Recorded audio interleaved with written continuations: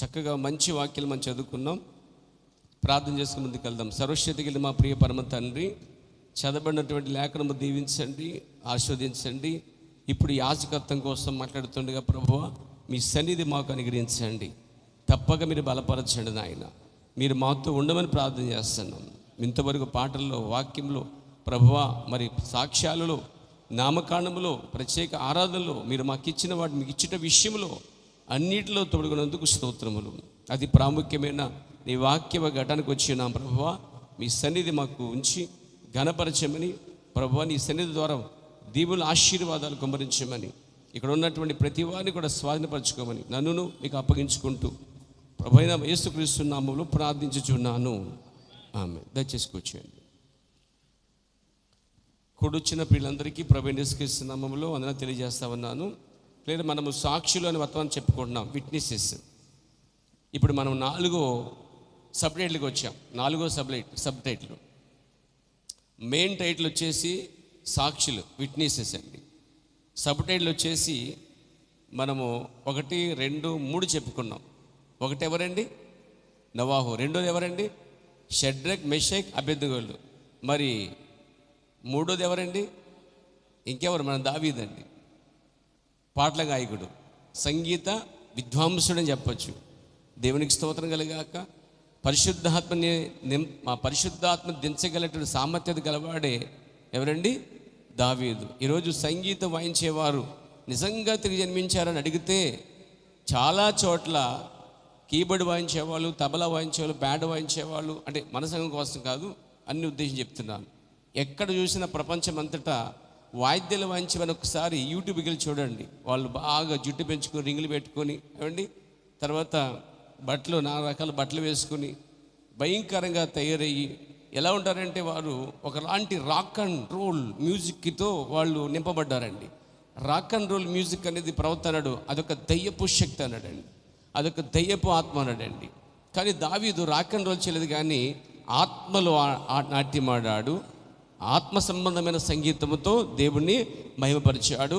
ఆ చెట్టు కింద కూర్చొని చక్కగా కీర్తనలు, అంటే పాటలు రాశాడు, ట్యూన్ చేశాడు, పాటలు పాడి దేవుని నామాన్ని గణపరిచాడు. అతడు సితార వాయిస్తే పరలోకం నుంచి పరిశుద్ధాత్మ దిగి వచ్చి అభిషేకించిందంటండి. అతడు సితార వాయిస్తుంటే, సంగీత ఒక వాయిద్యాన్ని వాయిస్తుంటే అతడు దెయ్యాలు కూడా విడిచిపోయాయంటండి. ఈరోజు వాయిస్తుంటే దెయ్యాలు వచ్చేస్తున్నాయి, లోపలికి వచ్చేస్తున్నాయి. ఎందుకని? వాయించేది దెయ్యాలు కాబట్టి. అంటే దాని అర్థం ఏంటంటే మారు మనసు లేకుండా, బాప్తిసం లేకుండా, రక్షణ లేకుండా, దేవుని భయం లేకుండా, అంటే ప్రభుకి జీవితాన్ని ఇవ్వకుండా, శరీరమే కాదు ప్రాణ ఆత్మ శరీరము దేవునిదై ఉందండి. అలా అప్పగించుకున్నవారు ప్రాణ ఆత్మ శరీరములు ఈ 3 దేవునికి సమర్పించుకున్న వాళ్ళే దేవుని యొక్క సొత్తై ఉన్నారండి. వారు ఒక ప్రత్యేకమైన బృందం అండి. దేవునికి స్తోత్రం కలగాక. ఇప్పుడు 4వ పాయింట్కి వద్దాం మనం. Aaron was God's witness. అహరోను దేవునికి సాక్షి అయి ఉన్నాడు. మనం ఆల్రెడీ అహరోను కొంచెం చదువుకున్నాం. ఎవరి అహరోను? మోషే యొక్క అన్నయ్య అండి. మోషే 2వవాడా 3వవాడా? మీ అభిప్రాయం చెప్పొచ్చు. 3వవాడు పక్క. దేవునికి స్తోత్రం కలిగా. ఒక చిన్న ప్రశ్న వేస్తాను, ఏమనుకోకండి. అహరోను భార్య పేరు ఏంటండి? ఇందాక వచ్చినప్పుడు ఏం తెద్దాం గిఫ్ట్ కింద ఏదో ఇచ్చేద్దాం అనుకున్నాను. ఇది ఇచ్చేస్తానండి, ఉంది ఆల్రెడీ ఇక్కడ ఉంది. బైబిల్ చూడకూడదు, బైబిల్ చూడకూడదు. ఎక్స్పెక్ట్ చేయలేదు కదా మీరు. అహరోనికి భార్య ఉందా అసలు లేదా? అహరోను సేవకుడా కాదా? మరి పెళ్లి చేసుకోకుండా భార్య లేకుండా పిల్లలు ఎలా కనేస్తాడు? ఈ గిఫ్ట్ రెడీ ఇచ్చేస్తాను. ఏముందో తెలియదు, మొత్తం ఉంది అనుకోండి. బైబిల్ తెరవకూడదు, చూడకూడదు. దేవుడే మీకు నాకు సాక్షి. అహరోను భార్య పేరు ఏమిటి? 1, 2,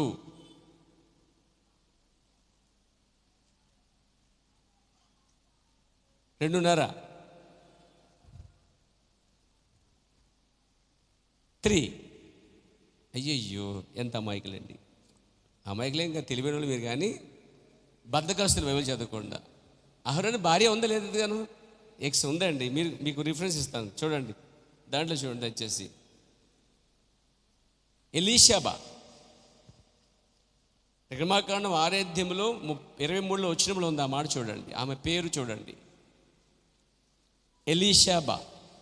ఎలీషాబా అని వస్తుంది. అహరోనికి భార్య ఉంది.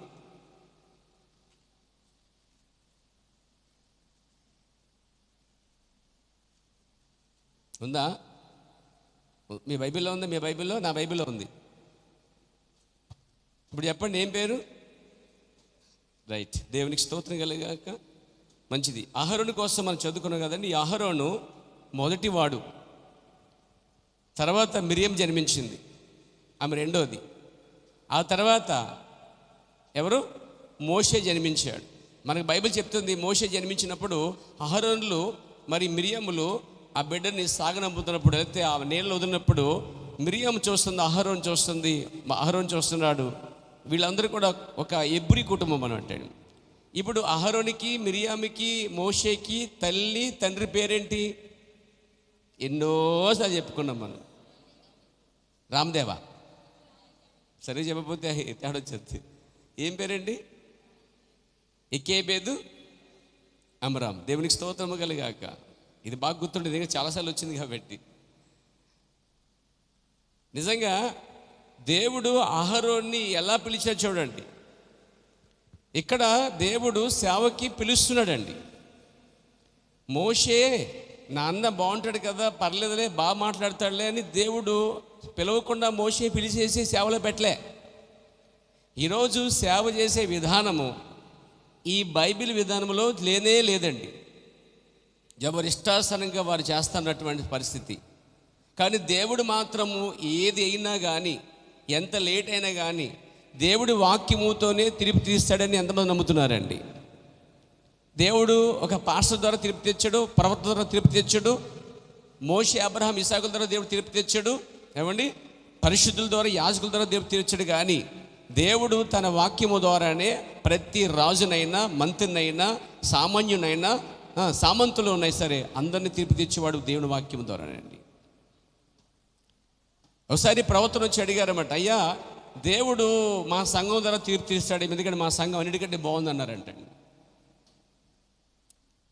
అలా ఈ సంఘం బాగుందని చెప్పి దేవుడు సంఘం ద్వారా తీర్పు తీరిస్తే, రోమన్ క్యాథలిక్ ద్వారా తీర్పు తీరిస్తే పెంతెకోస్తేయులకి అన్యాయం జరిగిద్దంట. పెంతెకోస్తేయుల ద్వారా తీర్పు తీరిస్తే రోమన్ క్యాథలిక్ వారికి, దాని నుంచి బయటకు వచ్చిన వారికి, ప్రొటెస్టెంట్స్ వారికి కూడా అన్యాయం జరిగిద్దంటండి.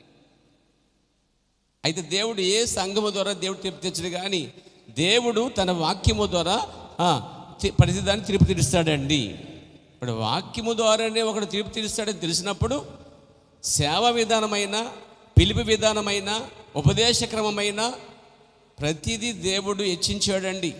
యెషయా గ్రంథం ఒకసారి చదవని పేర 42వ అధ్యాయము 20 వచనాన్ని మీరు చూసినట్లయితే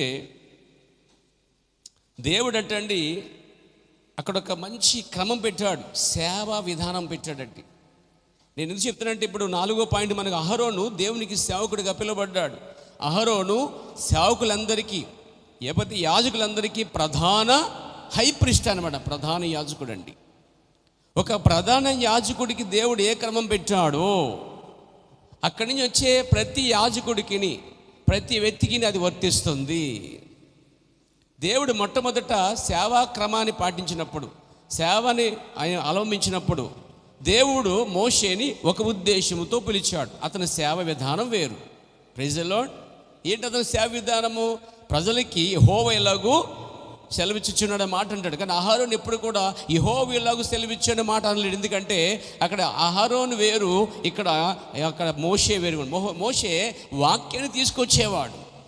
అప్పుడు అహరోను తన బృందముతో, తన కింద ఉన్నటువంటి చిన్న చిన్న యాజకులకి, ఇదిగో మోషే ఎలాగో సెలవిచ్చాను, లేదా దేవుడు మోషే ద్వారా దేవుడు ఎలా చెప్పాడని చెప్పడానికి ప్రయత్నిస్తాడండి. దేవునికి స్తోత్రం కలగాక. దేవుని బైపాస్ చేయలేడు ప్రవక్త, ప్రవక్తని బైపాస్ చేయలేరు యాజకులు. ఇది క్రమం. దీన్ని ప్రోటోకాల్ అంటే ఇంగ్లీష్లో కూడా పేరు. దేవునికి స్తుతి కలుగునుగాక. ఇప్పుడు చదువుదాం. యెహోవా నీతిని బట్టి, యెషయా గ్రంథం 42:21 వచ్చిన చదువుతున్నాను పేర. యెహోవా తన నీతిని బట్టి సంతోషం గలవాడే ఉపదేశ క్రమం ఒకటి ఘనపరిచి గొప్ప చేసెను అని ఉంది. ఇంగ్లీష్లో లా మేక్ ఇట్ హానరబుల్, ఘనపరిచెను అని ఉంది. అంటే దేవుడు ఉపదేశ క్రమం ఒకటి ఘనపరిచాడు ఉంది బైబిల్లో. ఉపదేశ క్రమం అంటే బోధించే క్రమము, ప్రసంగించే క్రమము, సువార్త చేసే క్రమము, సేవ చేసే క్రమము. దేవుడు ఉపదేశ క్రమముడు పెట్టాడండి. చూడండి, యెహోవా తన నీతిని బట్టి సంతోషం గలవాడే ఉపదేశ క్రమం ఒకటి ఘనపరిచి గొప్ప చేసెను. ఉపదేశ క్రమం అనేది దేవుడే పెట్టాడు. ఉపదేశించడం అనేది దేవుడే నియమించాడు. చూడండి, ఎఫెసీ గ్రంథం 4వ అధ్యాయము 11, 12 వచనాలు మనం చూసినట్లయితే దేవుడు అక్కడ ఉపదేశించడానికి దేవుడు 5 రకాల పరిచయాన్ని దేవుడు నియమించాడు సంఘానికి.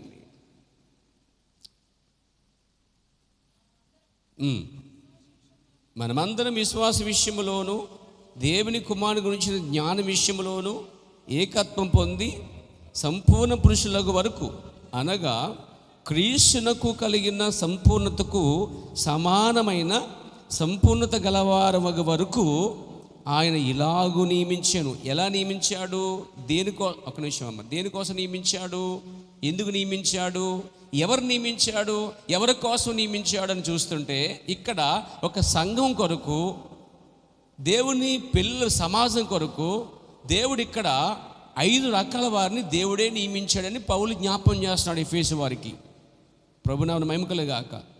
సంఘము అట మనమందరము, అంటే సంఘము విశ్వాస విషయములో ఒకే విశ్వాసం గలవారిగా ఉండాలి. సంఘం అండి ఒకే విశ్వాసం, అంటే విశ్వాసం ఒక్కటే, దేవుడు ఒక్కడనే దాన్ని ఒకే ఒక్క విశ్వాసం. దేవుడు తండ్రిగా ఉన్నాడు, కుమారుడుగా ఉన్నాడు, పరిశుద్ధాత్మగా ఉన్నాడు. దేవుడు ముగ్గురు కాదు, దేవుడు ఒక్కడే 3 కాలాల్లో 3 విధాలుగా ప్రత్యక్షపరచబడ్డాడు. దానిపైన విశ్వాసం ఉండాలండి. మారు మనసు పైన విశ్వాసం ఉండాలి. క్రైస్తవ బాప్తిసం, యేసుక్రీస్తు నామములో బాప్తిసం పైన విశ్వాసం ఉండాలి. పరిశుద్ధాత్మ ఈ రోజుల్లో ఉందని, పరిశుద్ధాత్మ నాయకుడని విశ్వసించాలి. Praise the Lord. దేవుళ్ళు ఎంతమంది అయ్యంటే ఒకరు 2 అంటారు, ఒకరు 3 అంటారు, ఒకడేమో లేడంటాడు, ఒకడేమో ఒకడే దేవుడు కానీ 3 దేవుళ్ళు అంటాడు. కానీ ఇక్కడ మన విశ్వాసం అబ్రహాముకున్న విశ్వాసం అయి ఉండాలి. అబ్రహాము 3 వస్తున్నప్పటికీ ఆ 2 దూతలు అని చెప్పి మధ్యలోనిది యెహోవా కాబట్టి అతనికున్న ప్రత్యక్షత, అతనికున్న విశ్వాసం ఏంటంటే 3 కనబడితే తండ్రి కుమార పరిశుద్ధాత్మ అనుకోలేదు. కానీ ఆ 3లో ఒక్కడే దేవుడు అన్నాడు. చూసారా, ప్రభువా అని పిలిచాడండి. ప్రభువులు 6 అని పిలుస్తుంటే అక్కడ 3 దేవుడు అనుకోవచ్చు, కానీ ప్రభువా అని పిలిచాడు. అంటే అక్కడ 3లో ఒకే ఒక్కడు దేవుడిగా ఉన్నాడు. మరి మిగతా వారు దూతలై ఉన్నాయని ప్రత్యక్షత మరి విశ్వాసము అబ్రహాముకైతే ఉందండి. మరి అబ్రహాం పిల్లలకు కూడా ఉండాలిగా. అబ్రహాంకి ఎలాంటి విశ్వాసం ఉంది? దైవత్వం పట్ల, దేవుని పట్ల. దేవుడు ఒక్కడే, అందుకే ఆ కారణం బట్టే ప్రభువా అని పిలిచాడండి. కాబట్టి అబ్రహాంకి విశ్వాసం ఉంది. వెళ్ళి ఇసాకుని అర్పించి మరలా మేము తిరిగి ఏమన్నాడు? తిరిగి వచ్చేదనన్నాడా? తిరిగి వచ్చేదమన్నాడా? బలిచ్చి ఎవరు రావాలి? 2 వెళ్తే పైకి, ఒకరు బలిస్తే ఒకరే కాదు వచ్చేది, ఒకరే రావాలి. కానీ ఏం చెప్పాడు ఆయన తన దాసులకి? కొండ కింద మీరు ఉండండి, అదిగో ఆ పర్వతం పైన నేను నా కుమారుడు పైకి వెళ్ళి యెహోవాకు బలిచ్చి మరలా మేము వచ్చేదమన్నాడండి. అది విశ్వాసం అంటే ఎలాంటి విశ్వాసం అబ్రహాముది? దైవత్వం పట్ల ఒకే దేవుడని విశ్వాసం. కార్యాలు చేయటంలో దేవుని పట్ల అబ్రహాముకి పూర్తి విశ్వాసం ఉందండి. ఈ మధ్యాహ్న కాలంలో, ఉదయకాలంలో దేవుడు ఇంకా ఇక్కడ బలహీనల్ని, రోగుల్ని స్వస్థపరచువాడని ఎంతమందికి విశ్వాసం ఉందండి ఈరోజు? దేవునికి స్తోత్రం కలుగాక. ఆ విశ్వాసం అనేది దాన్ని కాపాడుకోండి. Praise the Lord. అబ్రహాముకి దేవుడు ఒక్కడని విశ్వాసం ఉంది. ఆమేన్. దేవుడు ఏదైనా చేయగలడని, తన కుమారుని అవసరమైతే బూడిద నుంచి లేపి మరలా అప్పగించగలడని, మృతతులమైన దేహములను మళ్ళా మార్చి రూపాంతర పరిచి ఆ వృద్ధాపము నుంచి దేవుడు కుమారుని ఇవ్వగలడని అబ్రహాముకి ఎలాంటి విశ్వాసం చూడండి. విశ్వాస విషయంలో బలంగా ఉండాలి. ఇంకా చెప్పంటే వాడ నడి సముద్రం మీద లంగర వేయబడినట్టుగా ఎలా స్థిరంగా ఉందో పట్టబడి ఆ కొండకి మన విశ్వాసం కూడా బైబిల్ మీద లంగర వేసినట్టుగా మన విశ్వాసం ఉండాలండి. 3 రోజులు 6 రోజులు 6 నెలలు సంవత్సరంలో ఊడిపోయి విశ్వాసం కాదు దేవుడు కోరుకునేది. ఆది నుంచి ఏ ఉపదేశ క్రమం నమ్ముతున్నావో, ఆది నుంచి అపోస్తల బోధ నమ్ముతున్నావో, ఆది నుంచి ప్రవక్తలు వేసిన పునాది మీద, మరి అపోస్తలు వేసిన పునాది మీద కట్టబడుతున్నామో ఆ స్థిరమైన పునాదిని పైన పూర్తి విశ్వాసం ఉండాలండి. ఈరోజు సంఘం ఎలా ఉందంటే బోధే కన్ఫ్యూషన్గా ఉంది. ఈరోజు బోధే కన్ఫ్యూషన్, గందరగోళంలో ఉంది. మీరు వెళ్ళి కావాలని అడగండి, అయ్యా ఈరోజు భాస్కర్ గారు ఏం చెప్పారయ్యా అంటే, ఏదో చెప్పాడండి కానీ బాగా చెప్పాడండి, నవ్వించాడండి, ఉబ్బిపోయింది కడుపు, రాత్రంతా చెప్తా ఉన్నాడంట, వీళ్ళు రాత్రి నిద్రపోలేదంట. మరి మధ్యలో పాట వేసుకోను, మధ్యలో డ్రామా వేసో, మధ్యలో కథలు చెప్తుంటే ఎవరు నిద్ర వస్తుంది? కానీ సీరియస్గా వాక్యం చెప్తే ఖచ్చితంగా జీవితం అయితే మారుతుందండి. కాబట్టి ఎంతోమంది వెళ్తారు వస్తారు, ఎందుకు మార్పు రావట్లేదు? ఉపదేశమే కన్ఫ్యూషన్గా ఉందండి. ఇక్కడ చూడండి, దేవుడు సంఘానికి ఉపదేశించడానికి ఇలాగు నియమించెను. ఈ సంఘము లోకంలోంచి పిలబడి ఉండాలి, మారుమనసు పొందై ఉండాలి. ఎవరికి సేవ చేయడానికి దేవుడు పిలుస్తున్నాడు అంటే, ఇక్కడ ఐదుగురిని పిలుస్తున్నాడు అంటే 5 రకాల వారిని పిలుస్తున్నాడు. ఎవరికి సేవ చేయడానికి? వధువుగా పిలువబడినటువంటి సంఘముకు సేవ చేయడానికి. సంఘం అంటే మనమే కాదు, సార్వత్రిక సంఘం అంటారు దాన్ని. ప్రపంచమంతటా కూడుకున్నటువంటి యేసుక్రీస్తు యొక్క అదృశ్య శరీరములో మనము చిన్న భాగమై ఉన్నామండి. Praise the lord. శరీరం ఎలా ఐక్యతగా ఉన్నదో, అవేలా ఐక్యతగా ఉన్నాయో, నిజమైన క్రీస్తుకు జన్మించిన పిల్లలందరూ కూడా ఒక దినమున అలాగే ఐక్యత కాబోతున్నారు. అవి తీరతారు, అవ్వకపోతే విడబడతారు పేరు వాళ్ళు. దేవునికి స్తోత్రం కలిగాక. చూడండి, మనమంట విశ్వాస విషయంలోను, రెండోది దేవుని కుమారుని గురించిన జ్ఞానం విషయంలో అన్నాడండి. విశ్వాస విషయంలో ఒక ఐక్యత రావాలి. సంఘానికి విశ్వాసం కాదు, మా విశ్వాసం వేరండి, మీ విశ్వాసం వేరండి అంటారు కొంతమంది. No no no no no Bible ప్రకారంగా ఒక్క విశ్వాసం ఉంది. మేము 3 దేవుళ్ళు నమ్ముతామండి, మీరు 2 దేవుళ్ళు నమ్ముతారండి, మీరు ఒక్క దేవుడు నమ్ముతారండి. కుదరదండి, మీ విశ్వాసం వేరు, మా సంఘం విశ్వాసం వేరు. నో సంఘం అనేది బైబిల్ లేకుండా పుట్టలేదు, బైబిల్ బట్టే సంఘం అనేది పుట్టుకొచ్చింది. కాబట్టి సంఘంలో విశ్వాసం ఉందంటే ఆ విశ్వాసం బైబిల్ నుంచి రావాలి పేరా. కాబట్టి మీ విశ్వాసం వేరు, మా విశ్వాసం వేరు అనేది అసలే టాపికే కాదు, అసలు అది మాట్లాడకూడదు మనము. అది కేవలం విశ్వాసం అనేది బైబిల్ నుంచి వస్తుంది పేరు. అది అబ్రహాం దగ్గర నుంచి మొదలైంది. ఇసాకు, యాకోబు, మరి ఇశ్రాయేల్ మధ్య, ప్రవక్తల మధ్య ఆ విశ్వాసం ప్రకటించబడింది. దేవునికి స్తుతి కలుగాక. ఇక్కడ చూడండి, దేవుని కుమారుని విషయంలో జ్ఞానం. దేవుని కుమారుడు ఎవరు? యేసుక్రీస్తు వారు. యేసుక్రీస్తు గురించిన జ్ఞానం కావాలట.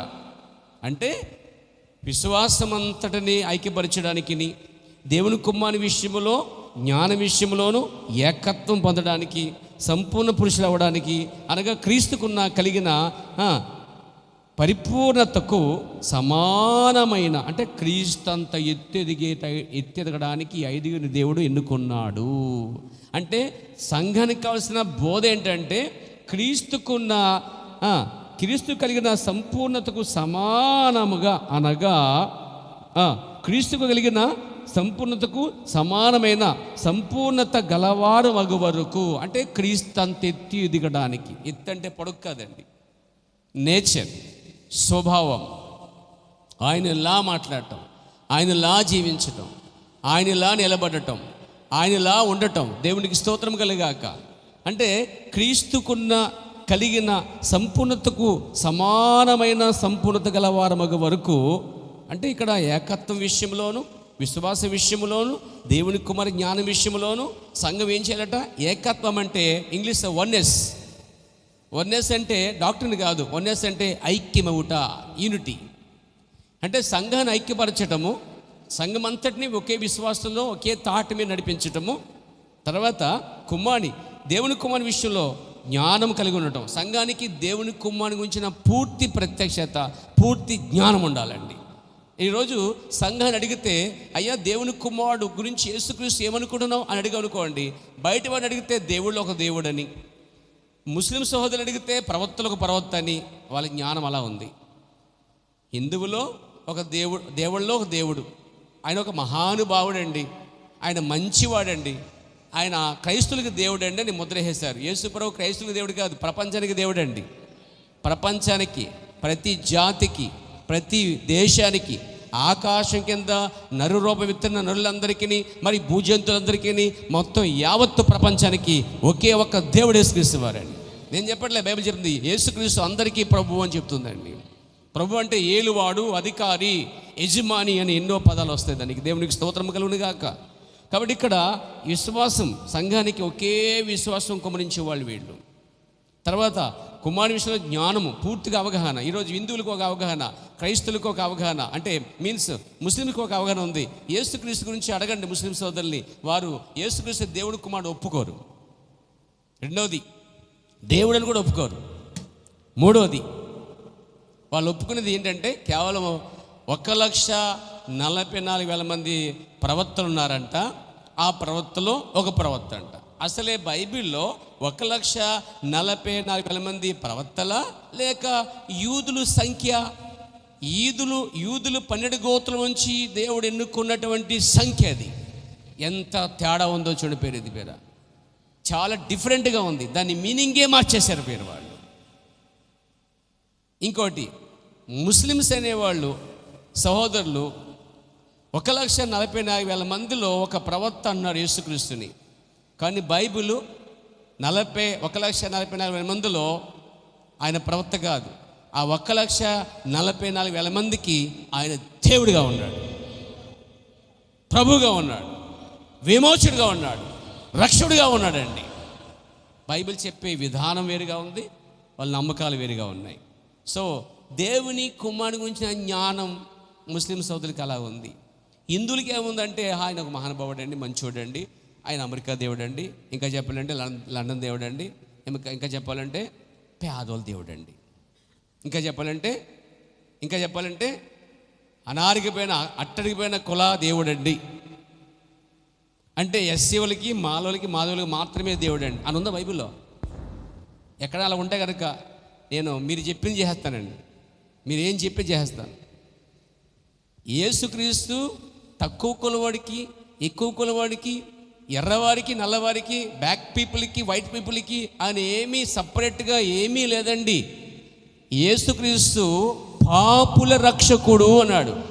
అంటే పాపులు వైట్ పీపుల్ లేరా? బ్లాక్ పీపుల్ లేరా? ఏమండి, జాతులు కులాలు గల వారికి అసలు పాపులే లేరా? ఎవడన్నా వచ్చి నేను పాపినే కాదని చెప్పగలరా? బైబిల్ చెప్తుంది పుట్టుకతోనే అతడు జన్మతా పాపి అండి. అతను పాపి అని తనకే తెలుసు ఎక్కువ అందరికన్నా. ఆ పాపాన్ని పోగొట్టుకోవడానికి వాళ్ళు నానా విధాలమైనటువంటి పుణ్యక్షేత్రాలకి, వాటికి వీటికి పరిగెడుతూ, ఏదో ఈ పక్క నుంచి ఆ పక్కకి, ఆ పక్క నుంచి ఈ పక్కకి, నలుమూలకి తిరుగుతూ సంచరిస్తూ పాపాన్ని పోగొట్టుకోవడానికి ప్రయత్నిస్తున్నాడు తప్ప మానవుడు తిరిగి మళ్ళా పాపంలోనే జీవిస్తున్నాడు. కానీ పాపాలు ఎత్తిపడేవాడు ఒకే ఒకడున్నాడు, ఆయన యేసుక్రీస్తు. ఇప్పుడు దేవుని కుమారుని గురించిన జ్ఞానం అనేది సంఘానికి ఉండాలి. ఆయన మహానుభావుడు కాదు, ఆయన 1,40,000 మంది ప్రవక్త కాదు, ఆయన ప్రవక్త కూడా, బట్ ప్రవక్త మాత్రమే కాదు. Praise the lord. దేవుని కుమారుడు, కానీ దేవుని కుమారుడు మాత్రమే కాదు. దేవునికి స్తోత్రం కలిగాక. అవన్నీ పాత్రలండి, అవన్నీ కూడా. కానీ అసలు రూపం యేసుక్రీస్తు పాత నిబంధన యెహోవా దేవుడై ఉన్నాడండి. పాత నిబంధన యెహోవా దేవుడు అడోనై, ఎలోహిం, ఆయన యొక్క మహా గొప్ప దేవుడు, తనకు తానుగా ఉన్నటువంటి వాడు, సర్వశక్తిగల దేవుడు. ఆయన ఈ లోకానికి వచ్చినప్పుడు కుమారుడు రూపం ఎత్తాడండి ఆయన అని బైబిల్ చెప్తుంది. నేను నమ్ముతున్నాను, నేను దాన్ని బోధిస్తున్నాను. ఈ బోధ నుంచి నన్ను ఇంచు కూడా ఎవరు కదిలించలేండి. నెవర్. Praise the lord. విశ్వాసం అనేది అలా ఉంటుంది. ఒక్కసారి నమ్మగలిగితే నువ్వు దాన్ని ఇంకా దేనిని నమ్మలేవు. నువ్వు దీన్ని నమ్మి దాన్ని నమ్మి దాన్ని నమ్మంటే అసలు విశ్వాస విషయంలో సంఘం విశ్వాసులు ఇదిగా ఉండాలండి. ఆ విషయంలో స్వస్థత కోసమే కాదు, దైవత్వం కోసం కూడా, దేవుని కార్యాలు కూడా, నమ్మిన వారి వలన సూచకులు కనబడిన దానిపైన విశ్వాసం ఉంచాలి. మీకు ఒక ఎత్తబాటు ఉందని విశ్వాసం ఉంచాలి. ఈ కాలంలో ప్రవర్తన విశ్వాసం ఉండాలి. ఈ కాలానికి ఉపదేశ క్రమం ఉంటుందని కూడా విశ్వసించాలండి. సో ఇక్కడ విశ్వాస విషయంలోను చదవండి, ఎఫెసీ పత్రిక 4:11 మనం అందరం విశ్వాస విషయంలోను, దేవుని కుమారుని జ్ఞాన విషయంలోను ఏకత్వం అంటే యూనిటీ అన్నమాట. యూనిటీ ఎక్కడుంది? యూనిటీ ఈరోజు ఎక్కడుంది? విశ్వాస విషయంలోనూ దేవుని కుమారుని జ్ఞానం విషయంలో యూనిటీ ఉందా? ఎక్కడుందండి అసలే? సంఘానికి సంఘాన్ని క్రైస్తవులు అందరూ అడిగితే ఉంటారు, యేసుక్రీస్తు దేవుని కుమారుడు అంటే ఆయన దేవుని కుమారుడే, దేవుడు కాడు, దేవుని కుమారుడే, దేవుడు కాదు, దేవుని కుమారుడే, దేవుడే చిన్న దేవుడు, రెండో దేవుడు. Jesus is not second person. యేసుక్రీస్తు రెండో వ్యక్తి కాదండి. Jesus is the first person. ఆయన మొదటివాడు ప్రభావం చెప్పుకున్నాడు. లేచి ఏమన్నాడు? నేను మొదటివాడని అంటుంటే నువ్వు తీసుకెళ్ళి మధ్యలోనూ చెవుల్లో పెడతావు. నువ్వెవరు అయ్యా అసలే? బైబిల్ ఏమంటుంది? లేచి ఇదిగో యుగములు జీవించుచున్నవాడిని, మృతునైతిని కానీ మరలా తిరిగి సజీవునైతిని, నేను మొదటివాడిని, నేను కనపడివాడిని, నేను ఉన్నవాడిని అన్నాడు ఆయనే. నేను ఇంతకు ముందున్నవాడిని, ఇప్పుడు ఉన్నవాడిని, రేపు కూడా ఉండేవాడిని ఆయన అంటుంటే నువ్వు తీసుకెళ్ళి అబ్బాయి కుదరదయ్యా, నువ్వు రెండో వాడివి, నువ్వు మూడో వాడివి అని ఎట్లా పెడతావు నువ్వు అసలే? ఎలా సాధ్యం అది? ఎవరికి హక్కు ఉంది అది? ఆయన స్వయంగా అన్నాడు నేను మొదటివాడిని. మొదటివాడంటే ఏ అనే అక్షరానికి ముందు ఇంకో ఇంగ్లీష్ అక్షరం చేర్చగలమా చెప్పండి? ఏ అనే అక్షరానికి ముందు ఇంకో అక్షరాన్ని చేర్చగలమా? దాంట్లో 26 అక్షరాలు ఉన్నాయి. అంతేనండి? 26 అక్షరాలు ఉన్నాయి, ఏ నుంచి జడ్ వరకు. మరి జడ్ తర్వాత ఇంకో అక్షరం పెట్టగలమా? అంటే ఏ నుంచి స్టార్ట్ అయిన ఆ పదాలు అక్షరాలు జడ్తో సమాప్తం అవుతున్నాయి. ఈయన ఉన్నాడు ఏ టు జడ్, నేను మొదటివాడిని, నేను కనపడవాడిని అంటుంటే యేసుక్రీస్తు అనే దేవుని కుమారుని విషయంలో ఈరోజు సంఘాలకు ఉన్న అవగాహన తెలుసా? ఆయన దేవుని కుమారుడు అంతే, నిత్యం ఉండే దేవుని కుమారుడు అంతే. ఆయన రెండో దేవుడు. మొదటి దేవుడు యెహోవా, రెండో దేవుడు ఎవరు చెప్పండి? మూడో దేవుడు ఎవరు? అందుకే కదా మన సంఘాల్లో చాలా చోట తండ్రి తలంచుకుని పాత నిబంధన పుస్తకము, కుమారుని తలంచుకుని సువార్త పుస్తకము, పరిశుద్ధాత్మ తలంచుకుని పత్రిక పాఠం. అంటే వాళ్ళ దృష్టిలో మొత్తం బైబిల్లో 3 దేవుడు రాశారు. అంటే పాత నిబంధన యెహోవా రాశాడు, సువార్త యేసుప్రభు రాశాడు, పత్రికలేమో వాళ్ళ మైండ్ సెట్ అలాగ ఉందండి. వాళ్ళ క్రియలు చూస్తున్నప్పుడు అలా కనిపిస్తున్నాయి. కానీ బైబిల్ అలా చెప్పట్లే. ఒకే ఒక్క ఆత్మ బైబిల్ రాసిందండి. రాసింది మాత్రము 40 మంది అండి. 40 మంది రాశారు బైబిల్. 1600 సంవత్సరాలు పట్టిందంట బైబిల్ రాయటానికి. ఎన్ని సంవత్సరాలు అండి? 1600 సంవత్సరాలు. ఇక్కడ రాసిన వ్యక్తికి ఇంకో వ్యక్తి ఎవరో తెలియదు, ఆ వ్యక్తి ఎవరో ఈయన తెలియదు. అసలు సంబంధం లేకుండా, దేశాల సంబంధం లేకుండా దేవుడట ఒక్కొక్క వ్యక్తిని వాడి జమ్ముల మీద, వాటి మీద, వీటి మీద రాయించి, చర్మపు చొక్కల మీద రాయించి, తిరిగి దాన్ని ఆ చుట్ట గ్రంథాలన్నిటినీ ఒక చోట చేర్చి దేవుడు మరలో ఒకరిని వాడుకొని ఆ విధంగా ఈ బైబిల్ వచ్చింది పేరా. అంతేగా నేను ఇక్కడ రాస్తున్నాను, ఇక్కడి నుంచి నువ్వు రాయి అని లింక్ సిస్టమ్ రాలేదండి, చైన్ సిస్టమ్. దేవుడు అక్కడ రాసిన తర్వాత ఇరిమియా నువ్వు రాసి దీన్ని తీసుకెళ్ళి ఏం చేస్తావు? మట్టి కుండలో పెట్టి పాత్ర వేసే అన్నాడు దాన్ని. ఈ చుట్టపు గ్రంథాలన్నీ ఒక్కొక్క చోట ఉన్నాయన్నమాట అండి. తరాలు సంవత్సరాలు అయిపోయినాయి. కానీ దేవుడు ఎవరినో ఒకరు లేపి ఆ చుట్ట అంటే చుట్ట ఈ చుట్ట కాదు, గ్రంథపు చుట్ట, దాన్ని తీసుకుని వచ్చేవాడు, దీన్ని తీసుకుని వచ్చేవాడు. ఇవన్నీ కలిపి ప్రవచనాలు. అందులో పెద్ద ప్రవక్తలు ఉన్నారు, చిన్న ప్రవక్తలు ఉన్నారు. పాత నిబంధనలో 39 పుస్తకాలు, అంతేనా? 39 పుస్తకాలు. వీటన్నిటిని సమకూర్చి ఒక గ్రంథమైంది. అది పాత నిబంధన గ్రంథము, ధర్మశాస్త్ర గ్రంథం. పాత నిబంధనలో గుండుబడి తెలుసా? 10 అధ్యాయాలు అండి. దాంట్లో 10 అధ్యాయాలు ఉన్నాయి, ప్రవచనాలు ఉన్నాయి, తర్వాత చిన్న ప్రవక్తల పుస్తకాలు ఉన్నాయి, పెద్ద ప్రవక్తల పుస్తకాలు ఉన్నాయి. టోటల్గా ఆదికాండం నుంచి మలాకి వరకు అదంతా కూడా ఒకప్పుడు అక్కడెక్కడో రాయబడి సంవత్సరాలు అయిపోయినాయి.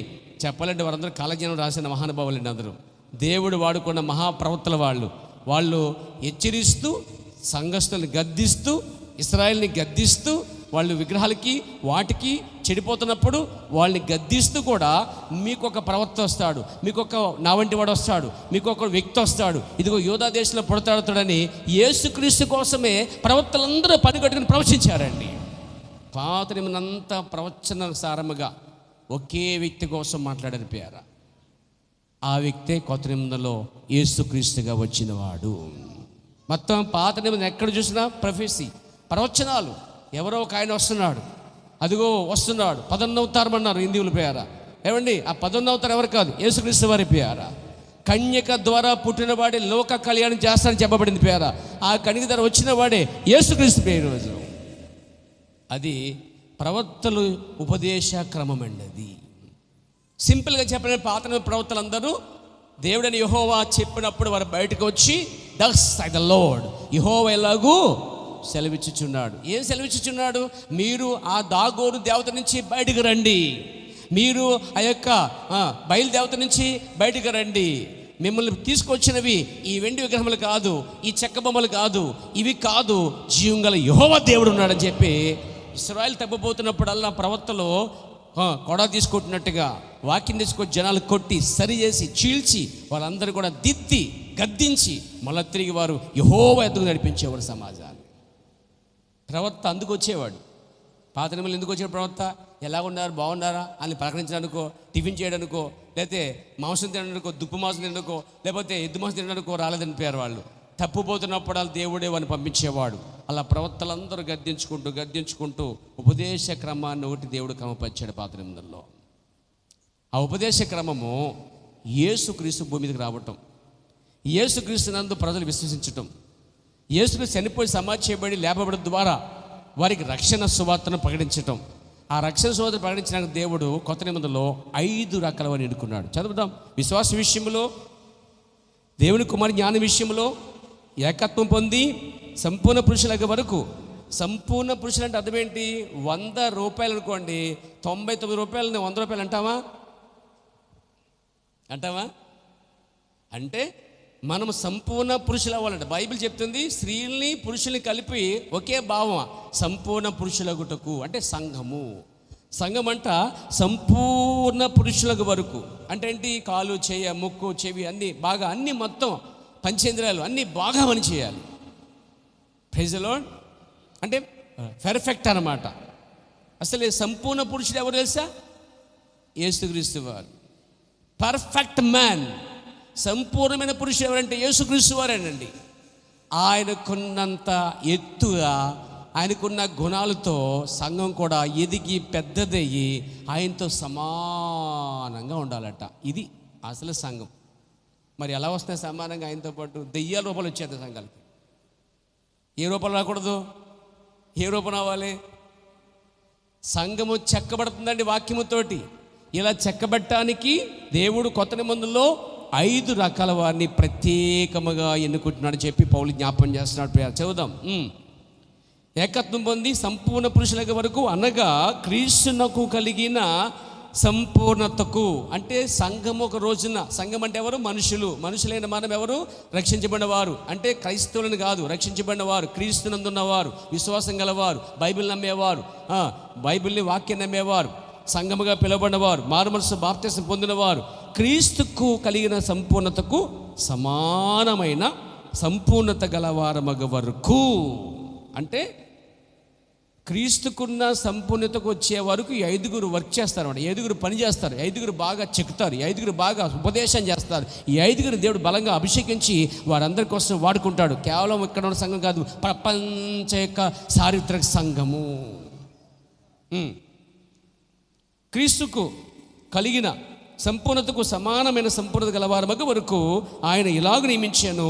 పరిశుద్ధులు అంటే సంఘస్థులు, పరిశుద్ధులు సంపూర్ణంగా అగునట్లు క్రీస్తు శరీరం. అంటే పరిశుద్ధులన్న వాళ్ళే, క్రీస్తు శరీరం అన్న సంఘమే. ఇప్పుడు పరిశుద్ధులన్నా క్రీస్తు శరీరం అనగా, క్రీస్తు శరీరం అనగా సంఘము, సమాజము, క్రీస్తునది విశ్వసించినటువంటి దేవుని పిల్లలు, కుమార్తెలు, కుమారులు అందరు కలిపి క్రీస్తు శరీరము క్షేమాభివృద్ధి చెందుటకును.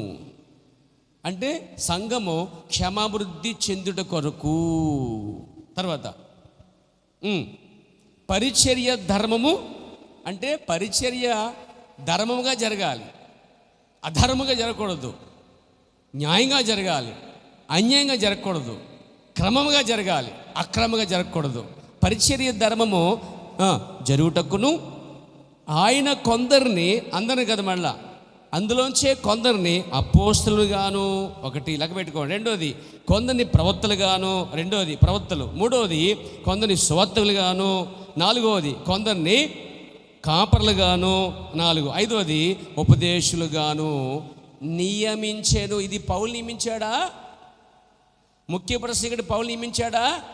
సంఘాలు కట్టినటువంటి 14 పత్రికలు రాసినటువంటి మహానుభావుడు, క్రైస్తవ కొత్త నిబంధనకి మరి మూల పురుషుడిగా ఉన్నటువంటి వాడు, మరి క్రైస్తవ సంఘాల్లో లేదా దేవుని పిల్లలు సమాజాలు కట్టి బలపరచడంలో ముఖ్య ప్రసంగికుడు, మర్మములు ఎరిగిన వాడు, పిలువబడిన వాడు, దేవుని కోసం అభిషేకించిన వాడు పౌలే ఇక్కడ ప్రధాన యాజకుడు కాబట్టి చెప్పాలంటే. Praise the lord. దేవుడే నియమించాడట.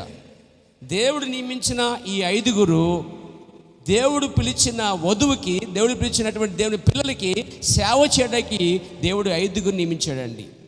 దీన్నే 5-fold మినిస్ట్రీ అంటారు. 5-fold, 1, 2, 3, 4, 5. ఇది ఒక ఉద్దేశంతో వాడబడుతుంది, ఇది ఒక ఉద్దేశంతో వాడబడుతుంది, ఇది ఒక ఉద్దేశంతో వాడబడుతుంది, ఇది ఒక ఉద్దేశంతో వాడబడుతుంది, ఇది ఒక ఉద్దేశంతో వాడబడుతుంది. ఏమండి, అందరూ నువ్వు బలంగా ఉన్నావు, నువ్వు పొడుగ్గా ఉన్నావు అన్నారు. దీనేమన్నారు? నేను పొడుగ్గా ఉన్నాను అందంటాడు. ఇది అందంట చాలే ఉంగరం నీకు పెట్ట నాకు పెడతాను అందంటాడు. ఇది అందంట ఉంగరం నాకే పెడదు అంటే ఒకదానికి మించి ఒకటి ఉంగరం నాకే పెడతారు. నీకు పెడతారా, నీకు పెడతారంటే లేదు, అసలు మామూలుగా ఉంగరం దీన్ని పెడతారండి. దీన్ని పెడతారా? పెడతారు ఎప్పుడు? ముందు దీన్ని పెట్టిన తర్వాత ఎక్కువైపోతే ఇంకొక ఆయన ఈ పక్క మొత్తం పెట్టేసుకుంటారు. ప్రాబ్లం లేదు. అసలు ఉంగరపు వేళ్ళండి ఇక్కడ పెట్టుకుంటారు. ఇది ఒకవేళ దీని మీద ఇదేమో వీళ్ళందరి మీద ఇచ్చించుకుంది అనుకోండి, నేను పొడుగుగా ఉన్నాను అందరికంటే పొడవు అనుకోండి, ఇదేముంటుంది? చాలు ఎంత పొడవైన కానీ ఉంగరం నీకు పెడతారేంటి, నాకు పెడతారంటది. ఇది ఉంగరం పెట్టుకున్న తర్వాత అయ్యో ఉంగరం ఎవరికైనా పెట్టారో నేనే గొప్ప అనుకోండి, ఇదేమంటుంది? చాలే ఎవరికైనా నమస్కారం చెప్తే నేను ముందు ఉంటాను అందంటండి. ఉందా లేదా? అదే అంటే దేన్ని తీసి వేయలేం. ఇదంటది అస్సలే నేను లేకపోతే కుదరదు అంటది. మరి ఈ 4 లేకుండా ఇది ఏం చేస్తుంది? వెళ్ళి చెప్తుందా? ఏదైనా పట్టాలంటే ఖచ్చితంగా 5 కలిపే కాడ పడతాయి. ఏమండి, మీరు బళ్ళు వేసుకొచ్చారు, ఏమండి, లేదా మీరు నడిచి వచ్చారు, ఎక్కడో చోట 5 ఏళ్ళు కలిసి పని చేసేలేదా? ఒకవేళ దెబ్బలాడుకుంటే పని అవుద్దా? సంఘం కూడా అలాగే ఉండాలండి, ఐక్యత. ఈ 5గురు కూడా దేవుని చేత నియమించిన సేవకులు. ఇందులో కాపర్లు ఉన్నారు, సువార్తికులు ఉన్నారు, ఉపదేశకులు ఉన్నారు, ప్రవక్తలు ఉన్నారు. 5 రకాల వారు దేవుడే ఏర్పరిచాడు, నియమించాడు. ఈ 5గురిని ఒక్కొక్కరిని ఒక రీతి కోసం పిలుస్తాడు దేవుడు అండి. అపోస్తలుని ఒక ఉద్దేశంతో పిలిచాడు, సువార్తికుల్ని ప్రవక్తల్ని ఒక ఉద్దేశంతో పిలిచాడు, ఉపదేశకుల్ని ఒక ఉద్దేశంతో పిలిచాడు, కాపర్ని ఒక ఉద్దేశంతో పిలిచాడు. Praise the lord. ఇంకా అపోస్తలుని ఉద్దేశంతో, ప్రవక్తల ఉద్దేశంతో, సువార్తికుల ఉద్దేశంతో, కాపర్ల ఒక ఉద్దేశంతో, ఉపదేశకుల్ని ఒక ఉద్దేశం దేవుడు పిలిచాడు. ఈ 5 రకాలు క్రమబద్ధమైనటువంటి సేవ కోసం పిలిచాడు. ఈ 5 రకాలు కూడా ఉపదేశ క్రమాన్ని దేవుడు నియమించాడు అండి. సో పాత నిబంధనకు వద్దాం. మనం పాత నిబంధన కూడా ఇశ్రాయేలు వారికి సేవ చేయడానికి, ఇశ్రాయేలు వారి మధ్య పరిచయం చేయడానికి, ఇశ్రాయేలే నేడు సంఘానికి సాదృశ్యం. కాబట్టి మొదట ఇశ్రాయేలు అందరి కొరకు దేవుడైన యెహోవా మొట్టమొదట ఆ కొండ మీద ఉన్నప్పుడు మరి మోషేని పిలిచి ఇలా అంటున్నాడు, దేవునికి స్తోత్రం కలుగాక, నాకు యాజకత్వము చేయుటకే నీ సహోదరుని అహరోన్ని అతని కుమారులను, అనగా అహరోనును, అందులో అహరోను కూడా ఉన్నాడు, అహరోను కుమారులు నాదాము, అబిరాము, ఎలియాజరు, ఈతామారును ఇశ్రాయేలులో నుండి నీ వద్దకు పిలిపించుము అన్నాడండి. అంటే ఇశ్రాయేల్ అందరిలో నుంచి దేవుడు ఎవరిని వేరు చేస్తున్నాడు? ఇప్పుడు అహరోన్ని వేరు చేస్తున్నాడు. మీకు తెలుసా, అహరోను లేవి గోత్రం చెందినవాడు. అంటే దేవుడు సేవక బృందాన్ని ఎక్కడ పిలుస్తున్నాడంటే లేవి యొక్క గోత్రం నుంచి బయటకు తీస్తున్నాడండి. Glory to God. ఈ లేవి గోత్రం చెందిన వాడే ఎవరు? అహరోను. ఈ అహరోను వివాహం చేసుకున్నాడు. సాధారణంగా యాజకులు పెళ్లి చేసుకోకూడదు అంటారు కొంతమంది. ఈ యాజకత్వం ఎక్కడ పుట్టిందనుకున్నారు? పాత నిబంధనలో అహరోను దగ్గరే ప్రారంభించబడింది. యాజకులు పైనుంచి వస్త్రాలు వేసుకున్న ఎఫోద్ అంటే ఇది ధరించిన, ఇక్కడ కనుక పతకం ధరించిన పాత నిబంధనల యాజకత్వం యొక్క వస్త్రాలు వేరుగా ఉంటాయండి. Praise the lord. పైనుంచి కింద వరకు నిలువుట అంగిని, ఈ అంగికి కిందన దానమ్మక పళ్ళతోనూ మరి గంటలతో కట్టబడి ఉంటాయి. ఒక ఎఫోద్ ధరిస్తూ ఉంటారు. ఛాతి మీద చెస్ట్ పైన 12 రాళ్ళు గల, ఆ రంగులు గలటువంటి రాళ్ళు గల దాన్ని ఒక ఊరిము తిమ్ము మనబడుతున్న ఒక పథకాన్ని వారు ధరిస్తారు.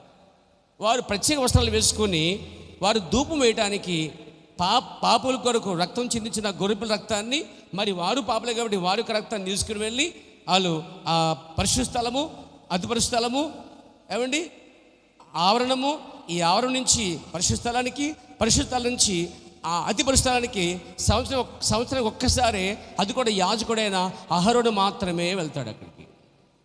అక్కడికి ఎవరు వెళ్ళకూడదు. వెళ్తే చచ్చిపోతారు. వెళ్తే ఏమవుతారు? చచ్చిపోతారు. ఒక రోజున మీకు తెలుసా, కొంతమంది యాజకులు కాని వారు అందరూ కలిపి ఏమండి యాజకులు అయినటువంటి వారు అందరూ కలిపి ఒక చోట ఉండగా యాజకత్వం చేస్తుండగా, ఎవరైనా ఉజ్జియా రాజేనా, ఆ రాజు గర్విష్ఠుడై ఏం చేయడంటే తాను కూడా ధూపం పట్టుకుని యాజకులను పక్కతో చేసి ఎక్కడికి వెళ్ళిపోయాడండి? లోపలికి వెళ్ళిపోయాడు. దేవుడు అతను ఇక్కడ ఏం చేశాడు? కుష్ఠు రోగం కలుగజేశాడు. అక్కడ కుష్ఠు స్టార్ట్ అయింది ఇక్కడ. అంటే ఆ లోపలికి వెళ్ళి ఆ సేవ చేయడానికి ప్రత్యేకంగా దేవుడు ఎన్నుకున్నాడు అహరోను సంతతి వారిని. వాళ్ళు ఆ పనికే ఉండాలి. కానీ ఇతను ఏం చేశాడు? భయంకరంగా యాజకుల దోషం అడుగుపోయాడండి.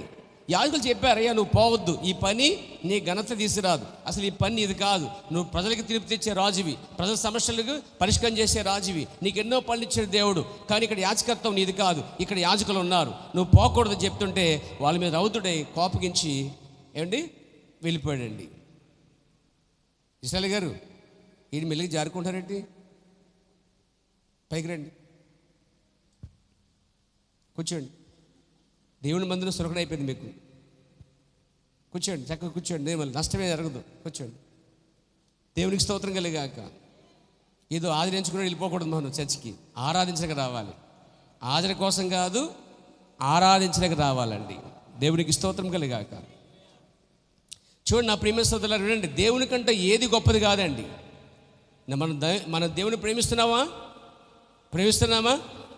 ప్రేమించడం అంటే ఇక్కడ ఉండి ఆరాధించటం, స్తుతించడమే ఆయన ప్రేమించటం. అసలు ఆయన మాట విని ఆయన మాట ప్రకారం జీవించడమే ఆయన కోరుకునేటువంటి నిజమైన ప్రేమైనది. ప్రేమనగా ఆయన ఆజ్ఞలు పాటించుట. ఆయన ఆజ్ఞ ఏంటి? ఆయనను ఆరాధించుట, స్తుతించుట, ఆయన మాట వినుట, ఆయన కోసం జీవితాన్ని సమర్పించుకుంటా. దేవునికి స్తోత్రం కలిగాక. సో ఇక్కడ మనం చూస్తున్నాం, అహరోను దగ్గర దేవుడు ప్రారంభించాడు యాజకత్వాన్ని. అహరోను వచ్చినప్పుడు అహరోనికి వస్త్రాలు ఉంటున్నాయి, యాజక ధర్మం. అతను లోపలికి వెళ్తే ప్రజల కొరకు తన కొరకు విజ్ఞాపన చేసి వస్తాడనమాట. అతను కాకుండా వేరే ఒకటి వెళ్తే వ్యాధితోనో లేక కాల్చడం జరిగింది. అంతేగా దేవుడు చెప్పింది కాకుండా ఇష్టాసరంగా దేవుని మంది లోపలికి వచ్చి ఆ యొక్క పరిశుద్ధ స్థలములకు వెళ్ళి ఇష్టాసరంగా ప్రవర్తిస్తే దేవుడు ఊరుకునేవాడు కాడు. కృపగలవాడే కానీ న్యాయవంతుడు, జాలి గలవాడే కానీ శిక్షించడంలో దేవుడు ముందుంటాడు. దేవునికి స్తోత్రం కలిగాక. ఒకసారి దేవుడు చెప్పని అగ్నిని అహరోను కుమారులు తీసుకుపోయారు లోపలికి. అన్య అగ్ని తీసుకుపోయారట.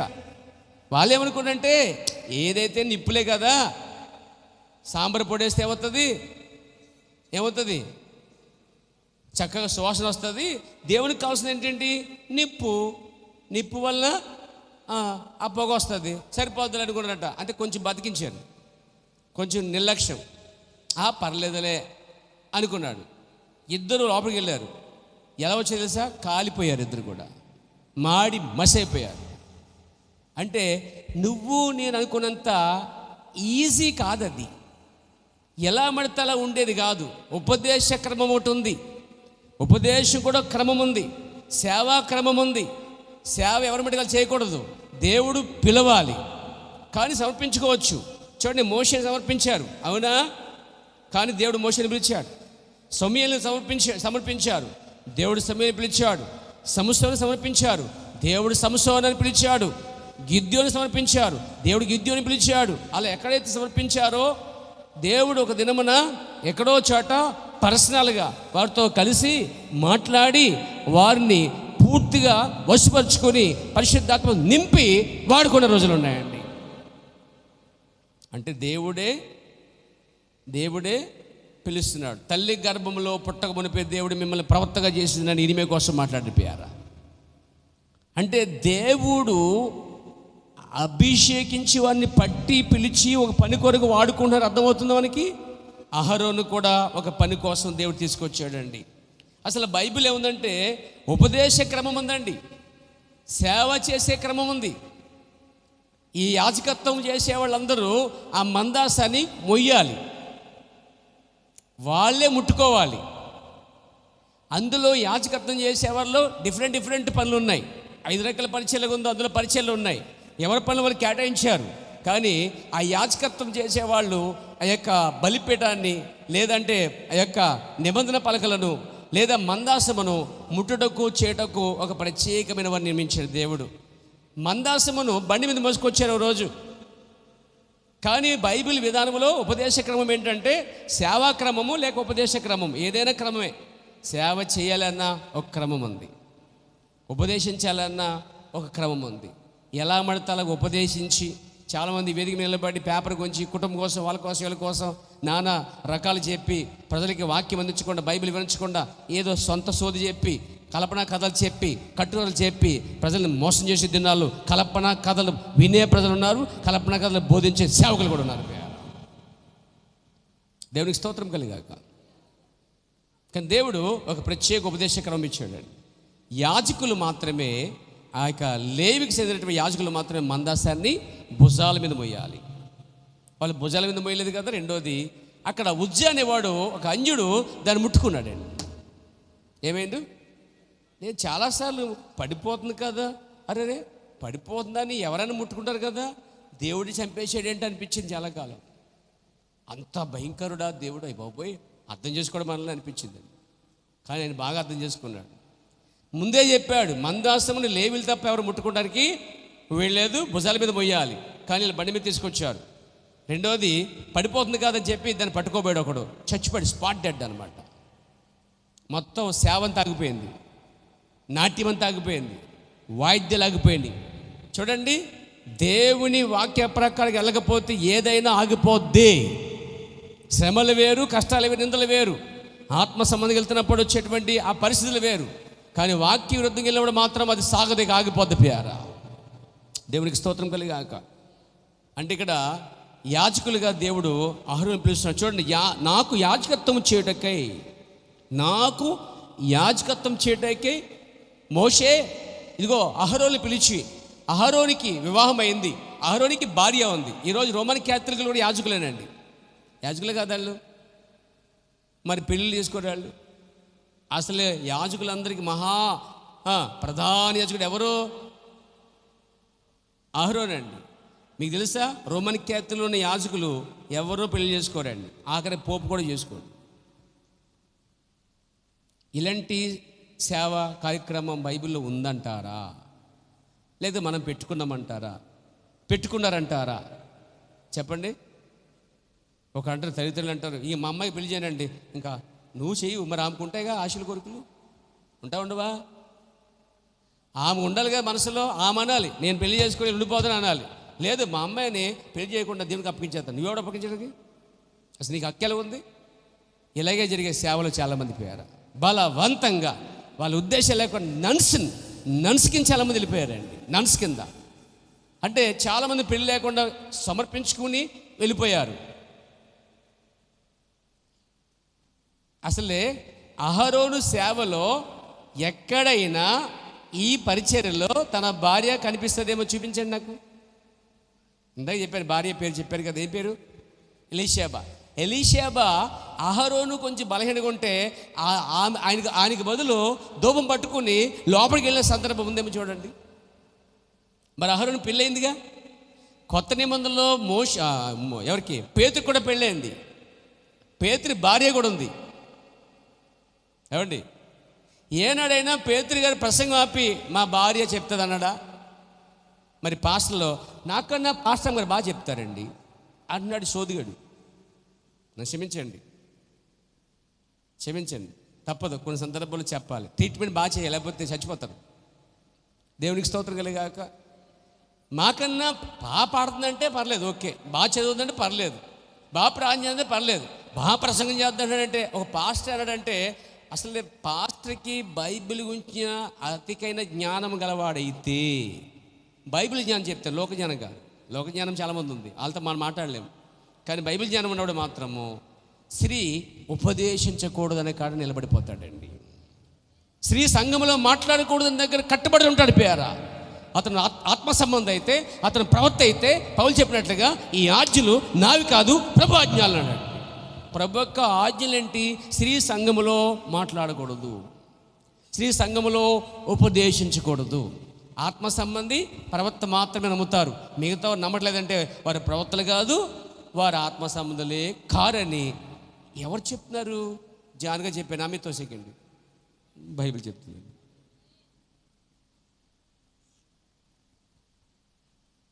అలా చెప్పగలాలి మనం. దేవునికి స్తోత్రం కలిగాక. సో అహరోనుకి పెళ్ళయింది. దీన్ని బట్టి చూస్తే యాజకులు ఉన్న వాళ్ళందరూ కూడా, రోమన్ క్యాథలికులందరూ కూడా పెళ్ళిళ్ళు మానేసి చెడ్డకాలు చేస్తూ ఉన్నారు. దానికన్నా బెటరు వాళ్ళు పెళ్లి చేసుకుని సేవ చేయడం బెటర్ అండి. ఒకసారి ప్రవక్త కాలంలో ఒక రోమన్ క్యాథలిక్ సహోదరుడు ఎవరోసారి అనమాట, అతను పెళ్లి చేసుకోలేదు, సేవ చేస్తూ ఉన్నాడు. సేవ చేస్తుండగా అతనికి ఏమనిపించిందో మరి తెలియదు కానీ ఒక వేరే వ్యక్తిని ఇష్టపడి పెళ్లి చేసుకోవడానికి మొత్తం పరారైపోయాడు అంటాడు తను తీసుకొని. అప్పుడు ప్రవక్త అన్నాడు, అసలే అతడు దాన్ని ఏం చేయాలంటే ముందే రీజన్ ఇచ్చేసి, అంటే ముందు దాని యొక్క సంస్థ నుంచి, సమస్త సిద్ధాంతాల నుంచి పెళ్లి చేసుకో. కొన్ని సేవలు ఉన్నాయంటే, ఇదిగో సేవ చేయండి, పెళ్ళి మాత్రం చేసుకో, పెళ్ళి లేకుండా సేవకు రండి అంటున్నాడు. నేను అనకూడదు కానీ చెప్పేస్తున్నాను, మరి బాధపడకూడదు. సిలువని పెంతుకొస్తూ ఉన్నారండి. సిలువని పెంతుకు సంబంధించిన కోక చెందినదే ఇంచుమించుగా చాలా సంఘాలు కనిపిస్తాయి. పేర్లు ఎత్తట్లేదు, అర్థం చేసుకుంటారు పేద. సిలువని పెంతుకొస్తు వారు పెళ్ళిళ్ళు లేకుండా స్త్రీలు పురుషులు సేవ చేస్తున్నారు. అసలు ఇక్కడ సేవ చేయడానికి మూల పురుషుడే అహరోను.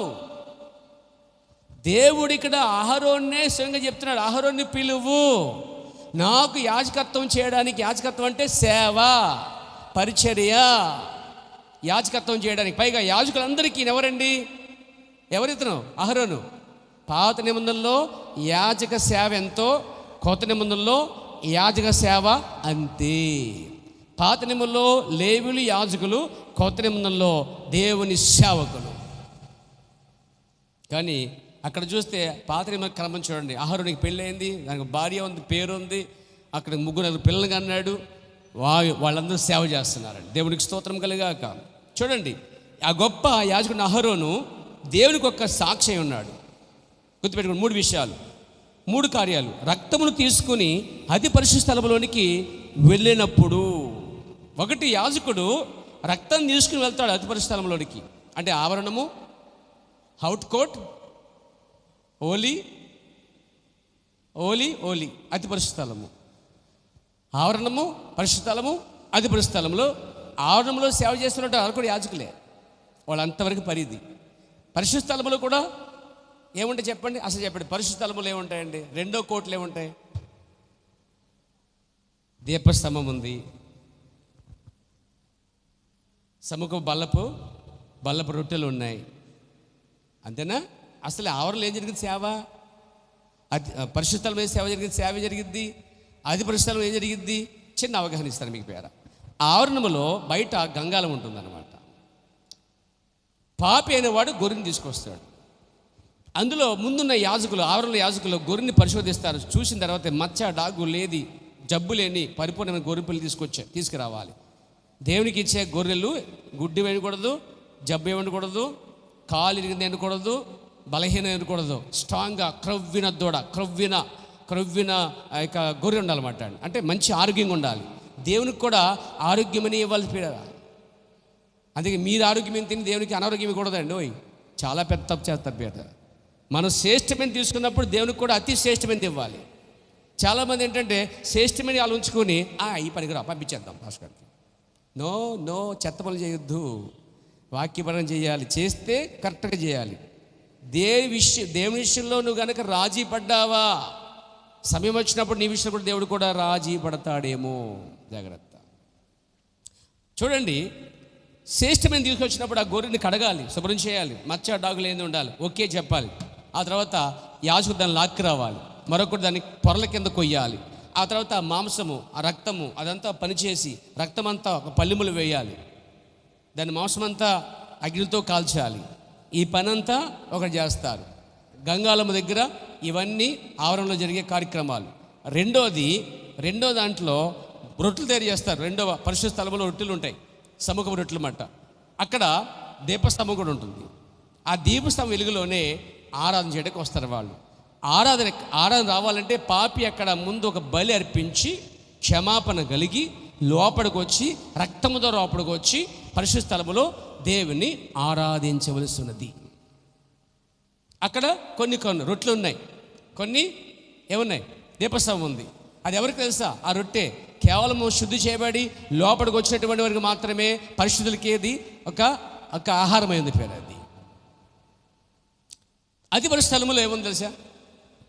మందాసం ఉన్నది. మందాసం లోపల ఏముంది? పలకలు ఉన్నాయి. ఇంకేమున్నాయి? అహరోను చినించిన కర్ర ఉంది.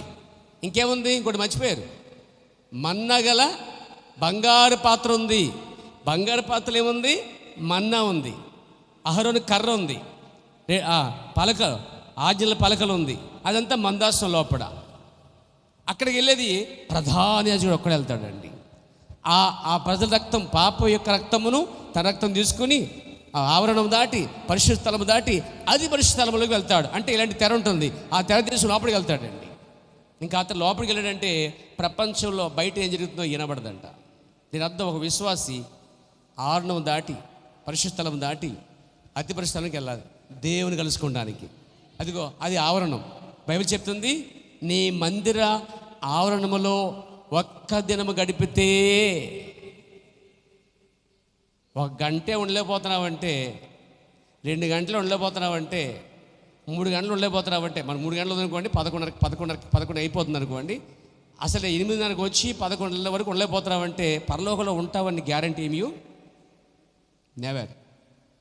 ఇక్కడ అలవాటు చేసుకోవాలి. ముందు ఆరాధించడం, స్తుతించడం, సాక్ష్యాలు వినటం, బైబిల్ చదవటం, ప్రార్థించడం, ఏమండి ఆ ప్రసంగంలో ఉన్న కార్యాలన్నీ సరి చేసుకుంటాం అనేది ఇక్కడ ఒక శిక్షణ కేంద్రం అన్నమాట. ఇది ఇక్కడ శిక్షణ పొందకుండా స్పేస్లోకి వెళ్ళలేవు, నువ్వు పేలిపోతావు, తప్పిపోయే అవకాశాలు ఉంటాయి. అందుకే సహవాసం చాలా ముఖ్యమండి. దేవుడు వచ్చే సమయానికి సహవాసాలు అందరూ సిద్ధపరచబడి ఎత్తబడి క్రీస్తు కూడా సమానత్వం రావడానికి దేవుడు 5 నెలలు పరిచయం ఇచ్చాడండి. ప్రభు నన్ను మహిమకలు గాక, స్థుతి కలుగును గాక. మరి యాజకుడు ఏం చేస్తాడు? రక్తం పట్టుకెళ్తాడు. ఆ రక్తం పట్టుకుని వెళ్తున్నప్పుడు చూడండి, రెండోది, వారు అతనికి ప్రత్యేకమైన రీతిలో వస్త్రము ధరింపజేస్తారు. రక్తము, వస్త్రము. ఒక యాజకుడు అతి పరిశుద్ధికి వెళ్ళాలంటే రక్తం పట్టుకు రావాలి, తన కొరకు ప్రజల కొరకు పట్టుకుని రావాలి. రెండోది, ఒక ప్రత్యేక వస్త్రాలు వేసుకుని వెళ్ళాలి. ఏంటి ప్రత్యేక వస్త్రాలు అనుకుంటున్నారు? ఆ వస్త్రానికి ఎఫోద్ ఉంటుంది, పతకం ఉంటుంది, 12 రాళ్ళతో ఉన్నటువంటి పతకం ధరిస్తుంటారు. యాజకుడు ధూపాన్ని పట్టుకుంటాడు. Praise the lord. ఇక్కడ వస్త్రానికి చుట్టూ దానవ పండ్ల వల్ల గంటలు కూడా కట్టారండి. ఎందుకు తెలుసా? రక్తం పట్టుకుని ప్రత్యేక వస్త్రాలు వేసుకుని అతడు ప్రత్యేక రీతిలో నడవలసి ఉండేను. వినండి పేర, ఆ యాజకుడు ఈ పతకమును, ఎఫోదును మరియు అతడు ధరించిన వస్త్రాలు తీసుకొని ఇక్కడ అంగి కిందన గంటలు ఉంటాయన్నమాట. అతడు నడిచేటప్పుడు ఆ గంటలు ఎలా ఊగి శబ్దం రావాలట. ఎలా పడితే వెళ్ళిపోకూడదంటండి. ఒక ప్రత్యేకమైన క్రమం ఉంది. అతను ధూపం పట్టుకుని రక్తం పట్టుకుని తన కొరకు ప్రజల కొరకు అతడు ఆ వస్త్రాలు ధరించి జాగ్రత్తగా ఆవరణ నుండి పరిశుద్ధ స్థలం నుండి అతి పరిశుద్ధులకు వెళ్ళే విధానం. ఆ సమయం అంతా కూడా అతడు నడిచినప్పుడట గంటలు ఆ గంటలు కదిలినప్పుడటండి పరిశుద్ధుడు పరిశుద్ధుడు పరిశుద్ధుడు అంటే పరిశుద్ధుడు అని ఆ నడక ద్వారా గంటల శబ్దము ద్వారా పరిశుద్ధుడు అనే శబ్దం వస్తుందంటండి.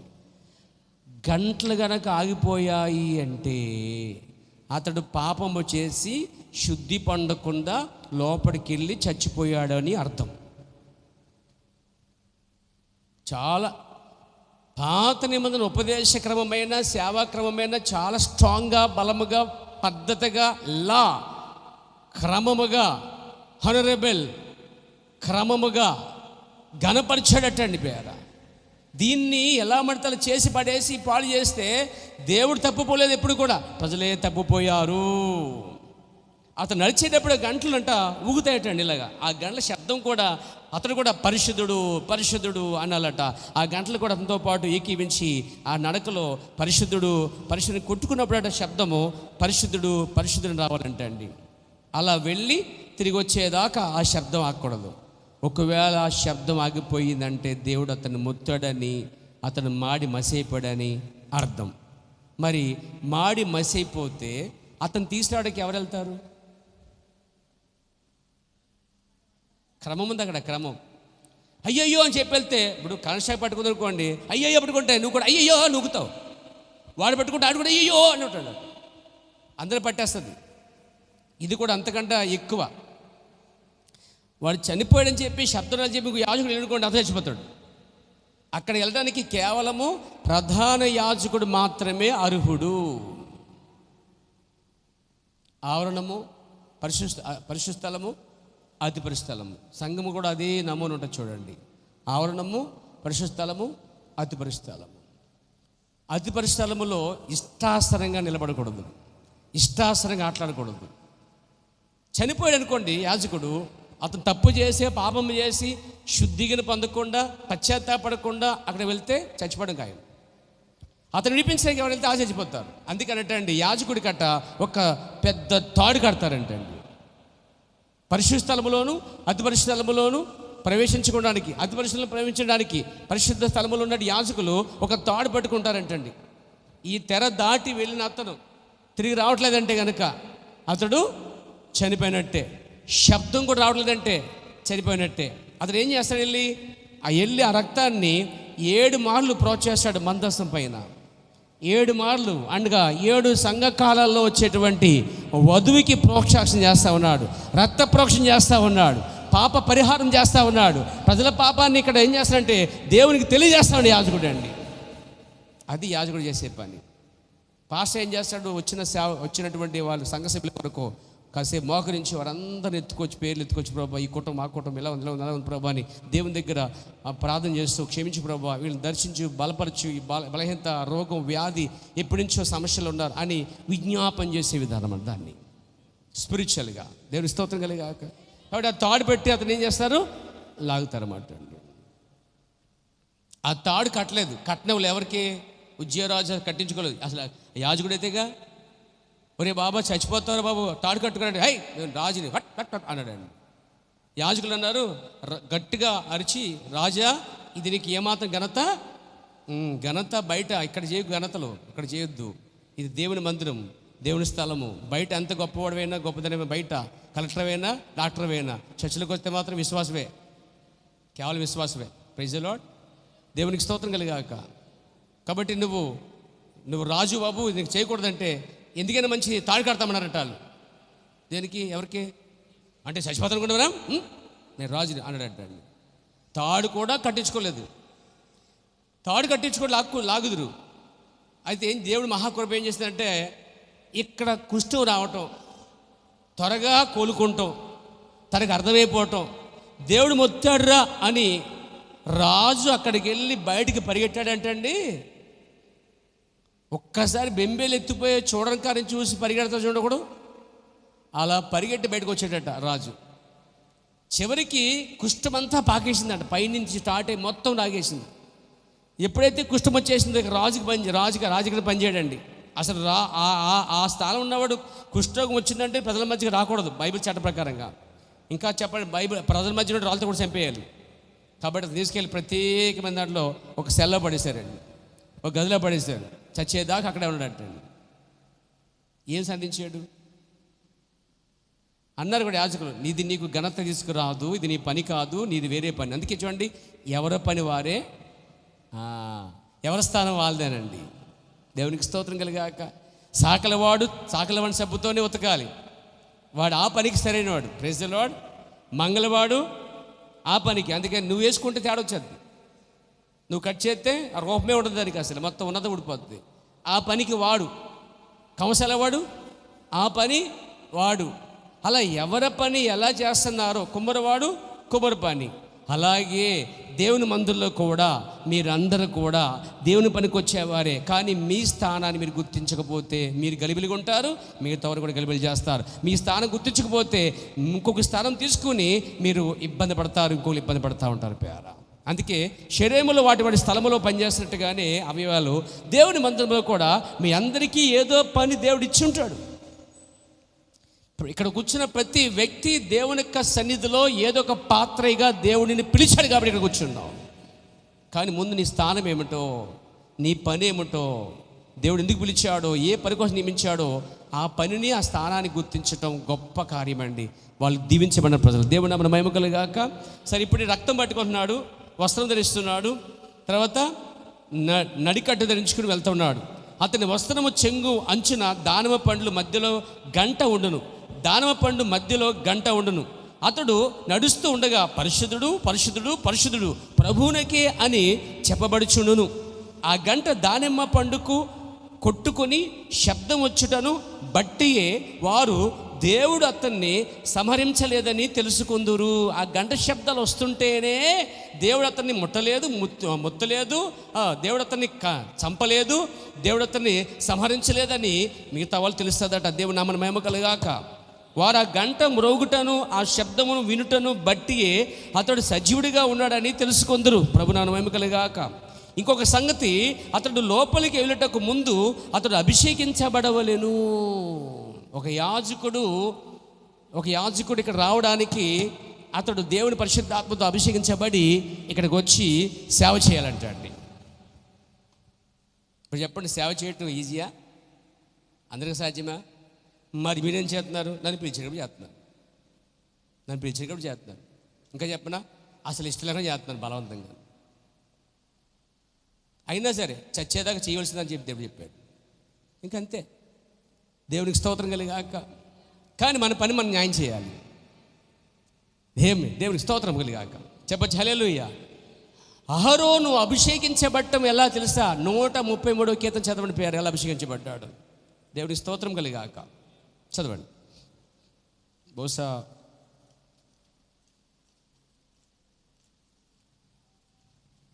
మొదలు వచ్చిన సహోదరుల ఐక్యత కలిగి నివసించుట ఎంత మేలు, ఎంత మనోహరము. చూడండి, అది తల మీద పొయ్యబడి అహరోను గడ్డం మీదుగా కారి అతని అంగీల అంచు వరకు దిగజారిన పరిమళ తైలం వల్లే ఉండును. హల్లెలూయా.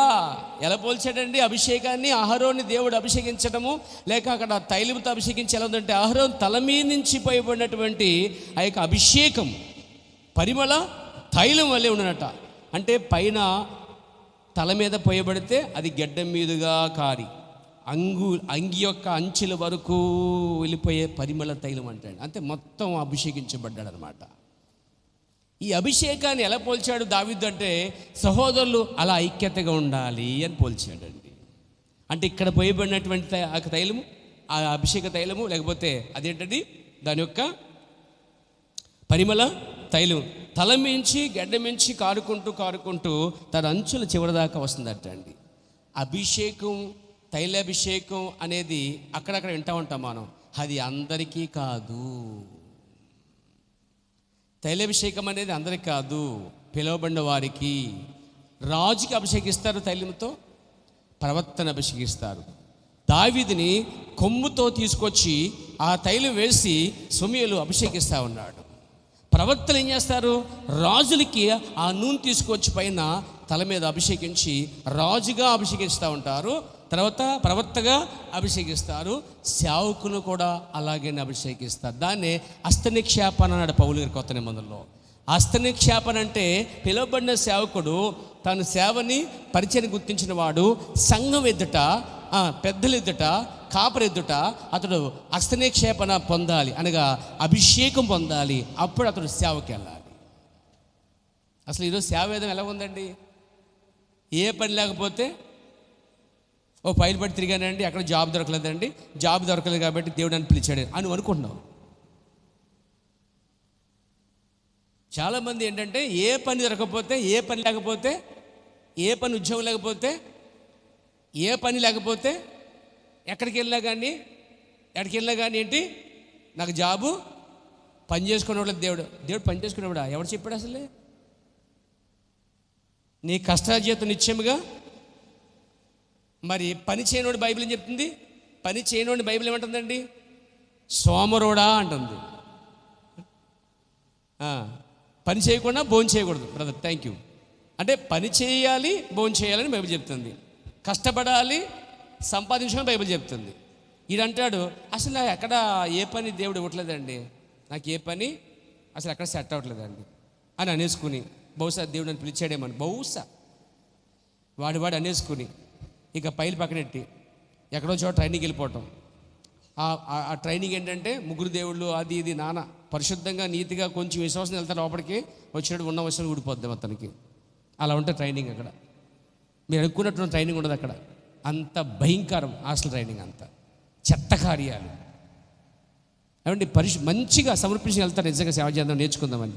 వచ్చేసరికి ఉన్నదంతా ఊడిపోతుందండి. పైగా పూర్తి ఇంజెక్షన్ అనమాట, సిద్ధాంతం. డాక్టర్ని మొత్తం తోసేస్తారు లోపలికి పోయారు. వాళ్ళు బయటకు వచ్చి సేవ చేస్తారు. ఎలా సేవ చేస్తారంటే అసలు ఉపదేశ క్రమం లేకుండా, సేవా క్రమం లేకుండా చాలామంది జాబ్ లేకపోతే ఇదే పని చేయటం సరుకుంటాం. కొంతమంది టీచర్ చేస్తూ ఏం చేస్తారంటే రిటైర్ అయ్యేసరికి అక్కడి నుంచి పెన్షన్ వచ్చినట్లు ఇన్ని కానుకలు వచ్చినట్లు చేస్తూ ఉంటాడు సేవ. నో దేవుడు సేవకి ముసలోళ్ళని పిల్లవాడో, నెవర్. దేవుడు తన యవ్వన కాలములోనే దేవుడు పిలుస్తాడు. నన్ను దేవుడు యవ్వన కాలం పిలిచాడండి. Praise the lord. దేవునికి మహిమ కలుగాక. ఇంకా దేవుని కోసం ఏమైనా వస్తున్నాను నేను, దేవునికి మహిమ కలుగాక. ఇంకా 10 సంవత్సరాలు ఎక్స్ట్రా సేవ చేయడానికి, పరిచయం చేయడానికి, దేవుని అప్పగించిన కాపరి పరిచర్య కొనసాగడానికి, తుదిమిర్చించడానికి దేవుడు ఇచ్చిన దర్శనం దేవుడు నెరవేర్చాడు ప్యారా. దేవునికి మహిమ కలుగాక. చెప్పొచ్చు హల్లెలూయా. ముగింపు ఉంది మాట అంది ప్యారా. చూడండి, అతడు అభిషేకించబడాలి. అభిషేకం అనేది దేవుడు పిలవాలి, ముందు పిలుపు తగ్గ జీవితం జీవించాలి, అప్పుడు అభిషేకించాలి. ఈ అభిషేకించిన తర్వాత అహరోను వెళ్ళి యాజకత్వం చేయాలి. ఇదే క్రమం. అభిషేకించబడకుండా సేవ లేదండి. హస్తనిక్షేపణ లేకుండా సేవ లేదండి. హస్తనిక్షేపణ ఎలా ఉంటుందో తెలుసా? ఏ విధంగా ఉంటుందో తెలుసా? ముందు అతడు విశ్వాసంగా ఉంటాడు, మారుమనసు పొందుతాడు, బాప్తిస్మం పొందుతాడు, సంఘంలో సభ్యుడిగా ఉంటాడు, పరిచర్య చేస్తూ ఉంటాడు. ఈ పరిచర్య చేస్తుండగానే మోషే తన పనిలో ఉండగా దేవుడు పిలిచినట్టుగా ఏదో ఒక రోజున పిలుస్తాడేమో కనిపెట్టండి. అలాగే సమూయేలు కూడా తల్లి సమర్పించింది. పిల్లలు చిన్నప్పటి నుంచి మందిరంలో పరిచర్య, యెహోవా పరిచర్య, ఆ మందులో దీపాలు వేయటం, నూనె పోయటం, పరిచయం చేయటం, శుభ్రం చేయటం, మందులో పడుకుంటాం, అదే పనులు ఉన్నాడు సమూయేలు. కానీ ఒక టైం వచ్చింది, దేవుడని యెహోవా సమూయేలు అని పిలిచాడు. అర్థం కాక ఏలి అనేటువంటి తన యాజకుడు పిలిచాడేమో అని వెళ్ళాడట. అయ్యా నేను పిలవలేదే అన్నాడట. మళ్ళీ వచ్చాడట. అయ్యా పిలిచా, లేదయ్యా. అప్పుడు అర్థమైంది ఏలి అనేటువంటి యాజకుడికి దేవుడు పిలుస్తున్నాడేమో. ఒకవేళ ఈసారి ఏమంటావంటే రావద్దు నా దగ్గరికి, నీ దాసుడు ఆలకించుచున్నాడు, ఆజ్ఞయమని అడుగు అని. అప్పుడు మూడోసారి అదేవిధంగా దేవుడు వచ్చి సమూయేలు అని పిలుస్తున్నాడండి. ఈ పిలుపు అనేది మధ్యన బోకను పెట్టుకోడు దేవుడు అండి. క్షమించండి, దేవుడు సేవ పిలుస్తుంటే డైరెక్ట్గా పిలుస్తాడు తప్ప నేను వాళ్ళకి చెప్పాను, ఇలా చెప్పాను. ఒక ఆయన అంటున్నాడు, నేను సేవ చేసినట్టు మా ఆవిడ కల వచ్చింది అంటున్నాడు. మరి నీకు రాలేదా? నేను సేవ చేస్తాను దేవుడు మా ఆవిడ చెప్పాడు అని నీకు చెప్పలేదా? అంటే పిలుపుని డైరెక్ట్గా రాలేదా? అసలు బైబిల్లో డైరెక్ట్గా వచ్చిందే పిలుపు లేదా? చూడండి, మోషేని దేవుడు పిలిచాడా, లేదా మధ్యలో సిప్పని పెట్టాడా? మాట్లాడేంటండి, మామని పెట్టాడు. మామని, రే బాబు మోషే, నాకు రాత్రి నువ్వు సేవ చేసినట్టు కల వచ్చింది, సేవ చేసుకోరా అని చెప్తే చేశాడా మోషే అనుకుంటున్నారా? No, never. Praise the lord. Bible చూడండి, ఉపదేశ క్రమము, సేవా క్రమం ఎలా ఉందో. ఈరోజు సేవ ఎలా ఉందంటే, ఇదిగో రాత్ర నాకు కల వచ్చింది, నువ్వు సేవ చేస్తున్నట్టు అంటే, అవునా వచ్చిందా, నేను స్తోత్రం, అయితే సేవకి వెళ్ళిపోతాను. తొందరపడకండి. నో. దేవుడు మోషేని పిలిచాడు, దేవుడు సమూయేలుని పిలిచాడు, దేవుడు యాకోబుని పిలిచాడు, అబ్రహాం పిలిచాడు, పేరు చెప్పి పిలిచాడు. కొత్త నిబంధనలో స్వయంగా ఆయనే వచ్చి రండి నన్ను వెంబడించని పిలిచాడు. అనేక మంది కొండెక్కి 12 మందిని ప్రత్యేకంగా పేర్లు బట్టి పిలిచాడు. ఎక్కడైనా మారిందా క్రమము? చూడండి, సేవా క్రమము, ఉపదేశ క్రమం చూడండి, ఎక్కడ మారలేదు పేర. మరి ఇప్పుడు చూస్తుంటే మారిపోతూ ఉంది. అందుకే మన బేస్మెంట్, మన total foundation by the word of God, దేవుని వాక్యమై ఉండాలి. దేవుని నామమున మహిమ కలుగాక, దేవుని స్తుతి కలుగుగాక. గడి చెప్పాలి హల్లెలూయా. సేవ విధానం చూడండి ఎంత క్రమంగా ఉందో. ముందు పిలువబడాలి, అంటే సేవ చేస్తూ పరిచయం చేస్తుండగా పిలువబడతారు, అభిషేకించబడిన తర్వాత వారు సేవ చేస్తారు. ఈ అభిషేకం ఎలా జరిగిందంటే చెప్పాను కదా, దేవుడు పిలుస్తున్నాడు కదా. అక్కడ మోషేని, సమూయేలుని, ఇంకా కొత్త నిబంధనలో అపోస్తలుడైన పౌలుని దేవుడు ముఖముగ్గా పిలిచాడు. తర్వాత ఏ విధంగా జరిగింది కార్యక్రమము?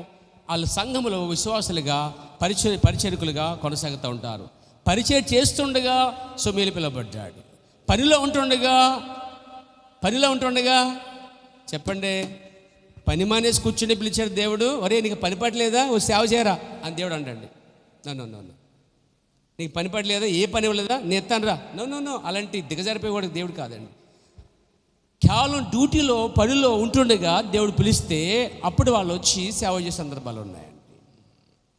ఇక పౌలు గారికి వచ్చేసరికి పౌలు పూర్తిగా ట్రైనింగ్ పొందాడండి. చాలా అంటే గమ్మలేల దగ్గర నేర్చుకున్నాడు, ట్రైనింగ్ నేర్చుకున్నాడు. అంటే అనుభవం గల వాడి దగ్గర ఉండి పరిచయం చేస్తూ ధర్మశాస్త్రం కోసం మొత్తం వింటూ అతను చదివి వివరిస్తుంటే నేర్చుకున్నాడు అన్నమాట పౌలు గారు. కానీ తను నేర్చుకున్న తర్వాత సేవ ఎలాగుందంటే చంపటం సేవ. నేర్చుకున్న తర్వాత ట్రైనింగ్ తర్వాత ఏంటండి, ట్రైనింగ్ తర్వాత చేసే సేవ తెలుసా? కిల్, చంపేస్తున్నాయి, ఆత్మను చంపేస్తున్నాయి. వీళ్ళ తిత్రంలోనికి లేని బాప్తీసాలు ఇచ్చి, లేని సిద్ధాంతాలు బోధించి ప్రజలను నరకానికి పంపించేస్తున్నారండి. మీరేమని అనుకోండి పేరు. మోషే కూడా ట్రైనింగ్ పొందాడు మామూలుగా. అతను ట్రైనింగ్ ఒక దెబ్బ కొడితే మిలిటరీ ట్రైనింగ్ పొందాడు. ఒక్క దెబ్బ కొడితే ఐగుప్తుడు ఇక బాప్తీసం లేదు, ఇక రక్షణ లేదు, ఇక చచ్చిపోయాడు, ఇక బాధిపోయాడు, సమాధి కూడా చేసాడు. అంటే ఒక ట్రైనింగు మనిషిని ఏం చేస్తుంది, రక్షించడానికి బదులు చంపేస్తుంది. పౌలుగా ట్రైనింగ్ పొందాడు బాగా చక్కగా. అంటే ట్రైనింగ్ అంతా నేర్చుకున్నంతా ఏం చేశాడు తెలుసా? ఆ ఇశ్రాయేల్ ప్రజలు, యూదులు క్రైస్తులుగా మారినప్పుడు కొట్టి చంపడం మొదలుపెట్టాడు. ఉపయోగం లేదు దానివల్ల. దీని ఆత్మ తీసుకోండి. ఒక ట్రైనింగ్ తీసుకున్న వ్యక్తులు ఏమన్నా కనుక ముందుకు వెళ్తే కనుక వారు చేయవలసింది బైబిల్ విధానం, బైబిల్ మీద మోకరించి బైబిల్ చదివి బైబిల్ ఏం చెప్తున్నా బోధించడం బదులు వాళ్ళు ఏదేదో ఎక్కించుకుని చేయటం వల్ల ఉన్న సేవపాటు చేసుకుంటారు. సో యాజకత్వం అనేది ఫస్ట్ పిలువబడాలి, దేవుడు పిలవాలి, తర్వాత పరిచయం చేస్తూ ఉండాలి. పరిచయం చేస్తుండగా పని చేస్తుండే దేవుడు పిలుస్తాడు. ఆ తర్వాత సంఘము వారంతా కలిపి వాళ్ళని పిలిచి వారిని అభిషేకించి పంపించాలి. అలా బైబిల్ అందులో ఒకసారి చూపిస్తాను మీకు. బైబిల్లో దేవుని నామమున మహిమ కలుగాక. అపోస్తలుల గ్రంథం 13వ అధ్యాయము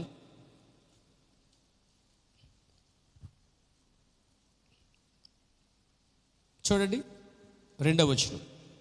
వారు ప్రభువును సేవించుచు ఉపవాసము చేయుచుండగా పరిశుద్ధాత్మ డాష్ అంటే పరిశుద్ధాత్మ చెప్తుంది ఇక్కడ. పరిశుద్ధాత్మ ఏమిటంటే నేను బర్నబాను అంటే పరిశుద్ధాత్మ మాట్లాడుతుంది అక్కడ. వాళ్ళు సంఘం అంతా ప్రభువుని సేవిస్తూ ఉపవాసం చేసుకుంటున్నారు, అక్కడ ప్రార్థన చేసుకుంటున్నారు కొంతమంది బిడ్డలు. అప్పుడు పరిశుద్ధాత్మ వారి మధ్యకు వచ్చి నేను బర్నబాను సౌలుని పిలిచిన పని కొరకు వారిని నాకు ప్రత్యేకపరచుడని వారితో చెప్పాను. అంతటా వారు ఉపవాసం ఉండి ప్రార్థన చేసి వారి మీద చేతులుంచి వారిని ఇది సేవా విధానం. సేవ చేసే ఎవరైనా సరే ముందు వారు వ్యక్తిగతంగా దేవుని చేత పిలువబడాలి. పిలువబడిన తర్వాత అతను ఎక్కడ ఉండాలనుకున్నారు? సంఘములో ఉండాలి. ఉపవాస ప్రార్థనలోను, ప్రభురాత్రి భోజనములోను, పారిశుద్ధ కార్యక్రమంలోను, సువార్త పరిచర్యలోను అతను కొంతకాలం సాగాలి.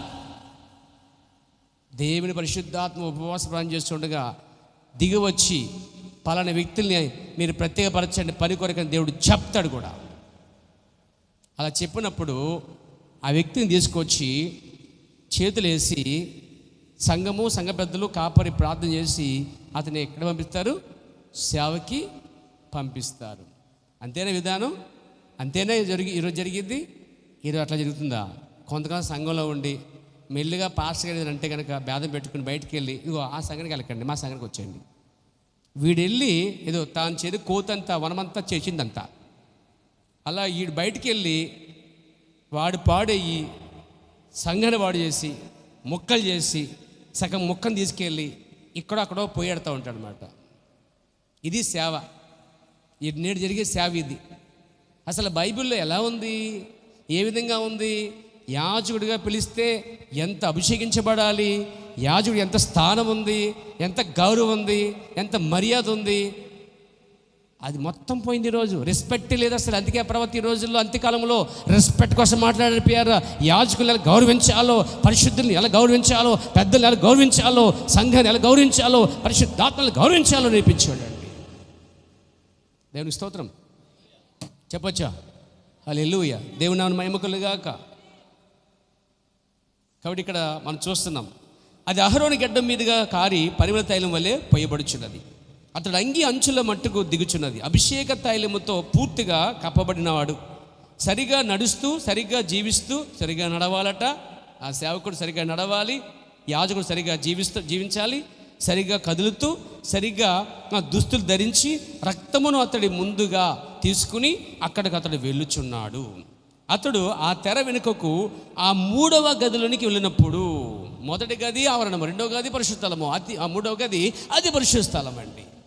ఆ 3వ గదికి యాజకుడు వెళ్ళినప్పుడు, అదే అహరోను వెళ్ళినప్పుడు, అహరోను ఎవరికి మాదిరిగా ఉన్నాడంటే నేటి సేవకులందరికీ, ఇందా చెప్పాను చూడండి, 5 రకాల పరిచయం చేసే వాళ్ళందరికీ మాదిరిగా ఉన్నాడు అహరోను. Praise the lord. అక్కడ ఒక తెర ఉన్నది, అంటే ఇది ఇలాంటిది, అది అతన్ని వెనుక పడిపోయినది.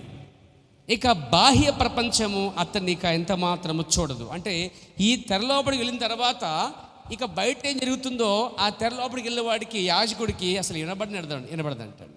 ఇది ఒక మంచి మాదిరి. దీన్ని ప్రవక్త అంటున్నాడు, ప్రతి మనుషుడు దేవుని యొక్క అభిషేకమును పొంది, ఆమె చెప్పచ్చా, ఇక్కడ యాజకుని అభిషేకించేది వేరు, ప్రజల్ని, సమాజాన్ని, సంఘాన్ని అభిషేకించే అభిషేకం వేరు. దేవునికి స్తోత్రం కలుగాక. అభిషేకం ఒకటైనా ఉద్దేశాలు వేరుగా ఉన్నాయి. ఇది ప్రవక్తగా, సేవకుడుగా, అది సంఘముగా, దేవుని శ్రీమతి యేసుగా అభిషేకించే కార్యం. ఆ ఆలయమునకు వెనక నడుచుచు దేవుని యొక్క తెరలోనికి వెళ్ళినప్పుడు పరిశుద్ధాత్మ అతన్ని ఒక రహస్యమైన స్థలంలో ఉంచును. యాజకుని ఎలాగైతే అక్కడ దాస్తున్నారో, తీసుకెళ్తున్నాడో, శబ్దం వినబడదో, ఒక పరిశుద్ధులు, దేవుని పిల్లలు కూడా అభిషేకించబడి, దేవుని ఆత్మచేత అభిషేకించబడిన వారట ఈ తెర వెనక్కి వెళ్తేనట అండి. ప్రవక్త అన్నాడు, పరిశుద్ధాత్మ అతన్ని ఒక రహస్యమైన స్థలంలో ఉంచును. ఇది ఆత్మ సంబంధమైన రహస్యం.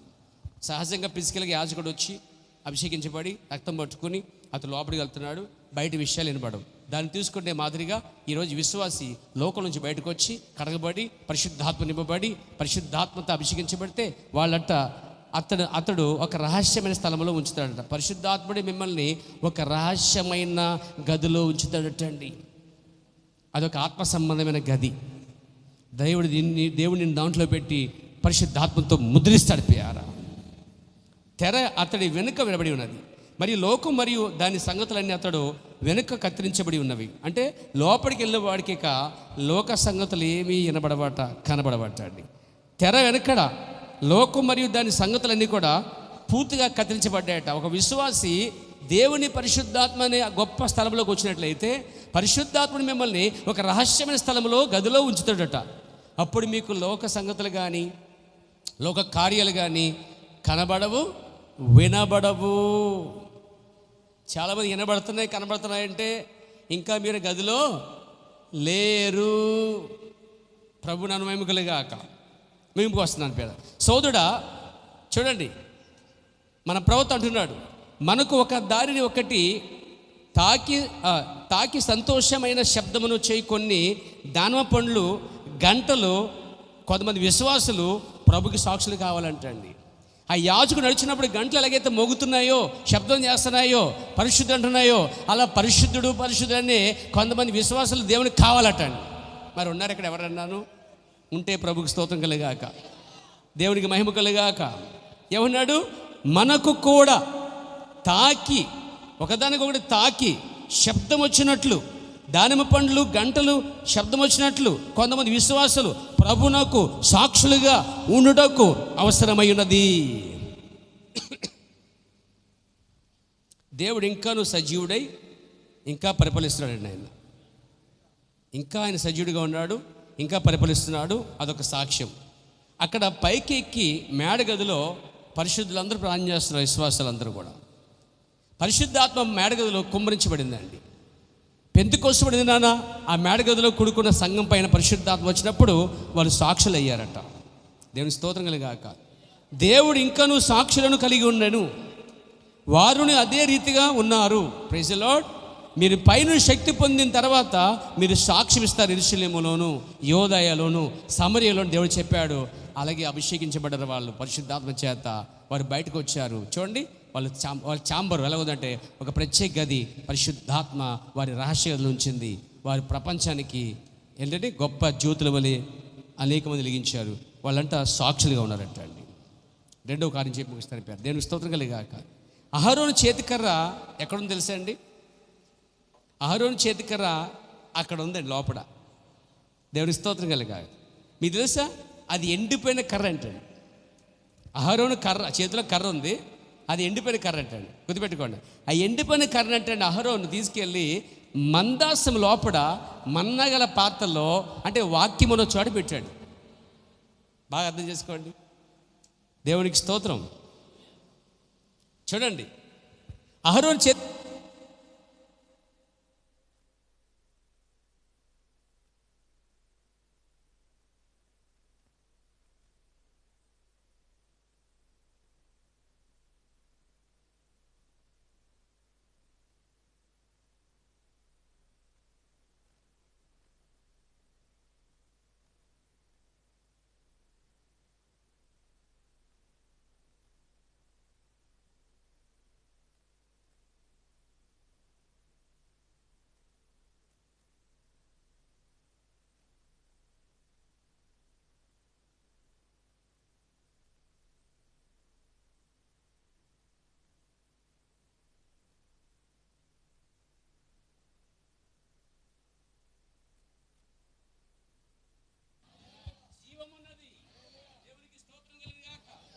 హల్లెలూయా. ఆ చేతి కర్రలో ఏ భాగంలో కూడా కొద్దిగా కూడా జీవం లేదంటండి. ఏమేన్. అది ఎంతగా ఎండిపోయిందంటే అంతగా ఎండిపోయినది. కానీ ఒక్కసారి నీవు దాన్ని పరిశుద్ధమైన స్థలములో ఉంచినట్లయితే అప్పుడు అది తిరిగి జీవించును. ప్రతి పాపి నీవెంత నల్లగా ఉన్నానో నేను లెక్క చేయను, నీ జీవితం ఏమైనాను నేను లెక్క చేయను. క్రీస్తు యొక్క సన్నిధిలో నీవు తిరిగి జీవించగలవు, వికసించగలవు, పోతపోయగలవు, ఆత్మలో పరిపూర్ణ రాగలవటండి. ఆ ఎండిపోయిన కర్ర అక్కడ పెట్టినప్పుడు ఏ విధంగా అయితే మీకు తెలుసా, ఎండిపోయిన కర్రలో మెల్లగా చిగుళ్ళు వచ్చాయండి. చిగుళ్ళు వచ్చాయి, పూత వచ్చింది, పూలు వచ్చాయి, అంతేగా దానము కాయలు కాసాయి. ఓహ్, దేవుడికి మహిమ కలుగాక. ఇదంతా మాదిరండి. ఒక పరిశుద్ధమైన స్థలములో, దేవుడి వాక్యమున్న స్థలములో ఎండిపోయిన కర్ర పెడితే చిగురించింది, పూలు కాసింది, చెప్పండి, ఇంకా కాయలు కాసింది. అంటే అర్థం తెలుసా, ఈరోజు అలాంటి ఎండిపోయిన జీవితాల్ని వాక్యవతకు తీసుకురండి, ఆయన సన్నిధి తీసుకురండి. వస్తే ఎలా ఉంటాయట? జీవం పొందుకుంటాయి, బ్రతుకుతాయి, వికసిస్తాయి, పూత పూస్తాయి, ఆత్మలు వర్ధిల్లుతాయి. నీవెంత బలహీనంగా ఉన్నా సరే ప్రవర్తన లెక్కలేదు. ఆ యొక్క ప్రాయశ్చిత్తం యొద్దకు వచ్చినట్లయితే నువ్వు తప్పక జీవిస్తావు. అది ఎంత అద్భుతం అన్నాడండి. ప్రభునామమున మహిమ కలుగాక, స్తుతి కలుగునుగాక. చూడండి, ఆ కర్ర ఒక ఎండిపోయినది, అంటే చచ్చిపోయింది. చచ్చిపోయిన విశ్వాసకి చచ్చిపోయిన మనిషి గుర్తుగా ఉంది. మృతమైన కర్ర ఒక రాత్రి సమయంలోనే జీవులకు వచ్చేసిందంట.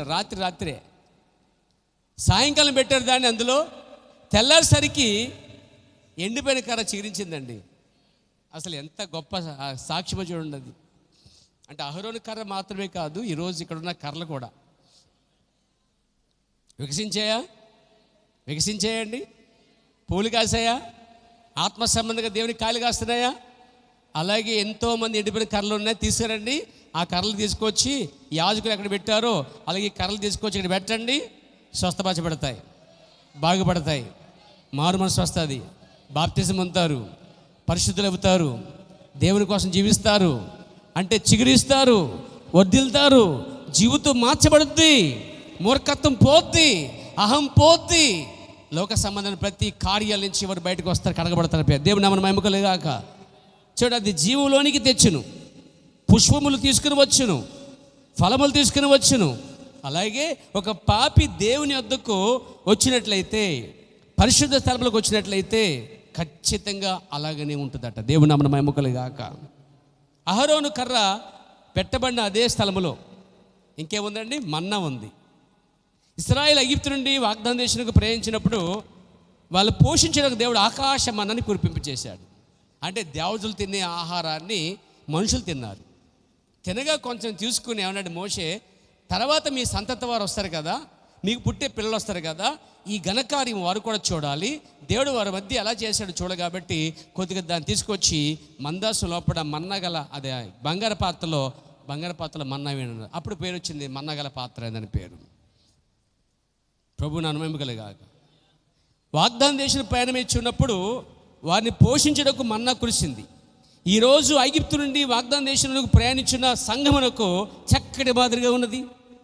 మనం వాగ్దాన దేశంలోకి ప్రయాణం చేస్తున్నామని మీరు నమ్ముదురా? ప్రభు నా మహిమ కలుగుగాక. కానాను పరలోకమునకు సాదృశ్యం అంటారట. చాలామంది కానాను పరలోకానికి సాదృశ్యం అంటారట. కానీ ప్రవక్తనాడు కానాను పరలోకం సాదృశ్యం కాదు. ఏలనగా కానానులో వారు యుద్ధములు చేశారు.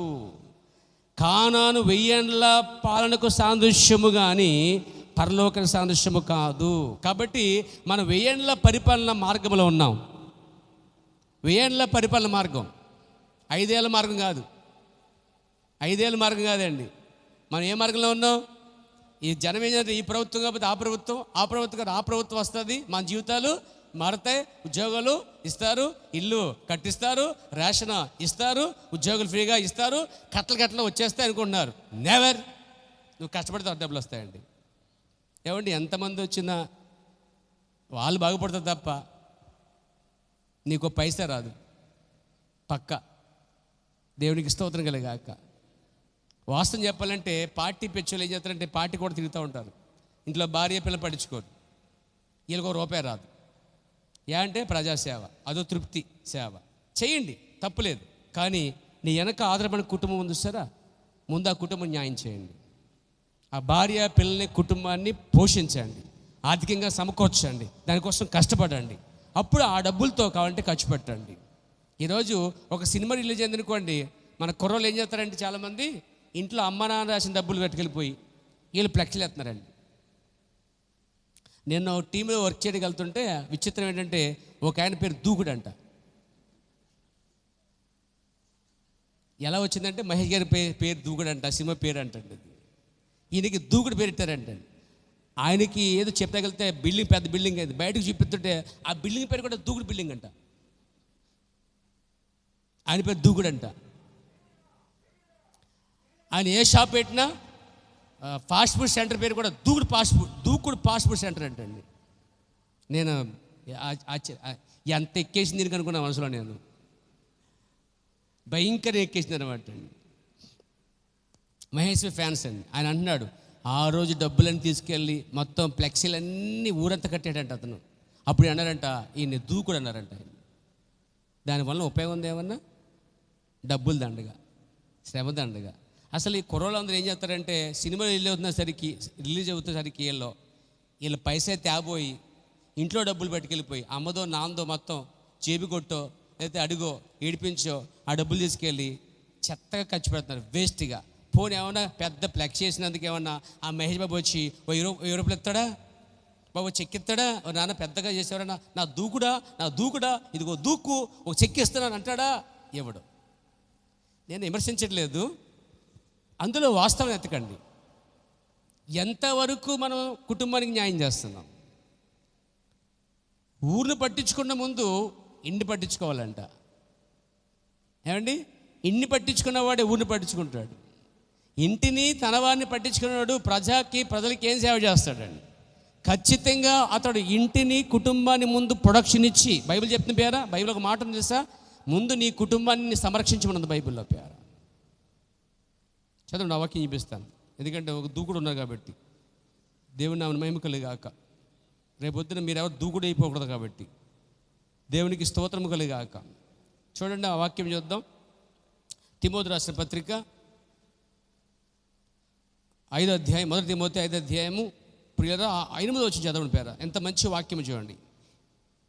ఎవడైనను స్వకీయులను విశేషముగా తన ఇంటి వారిని సంరక్షింపకపోయిన ఎడల వాడు విశ్వాస త్యాగము చేసిన వాడై అవిశ్వాస కన్నా డాష్ డాష్ డాష్. మీరు అనుకోండి చెడ్డవాడని.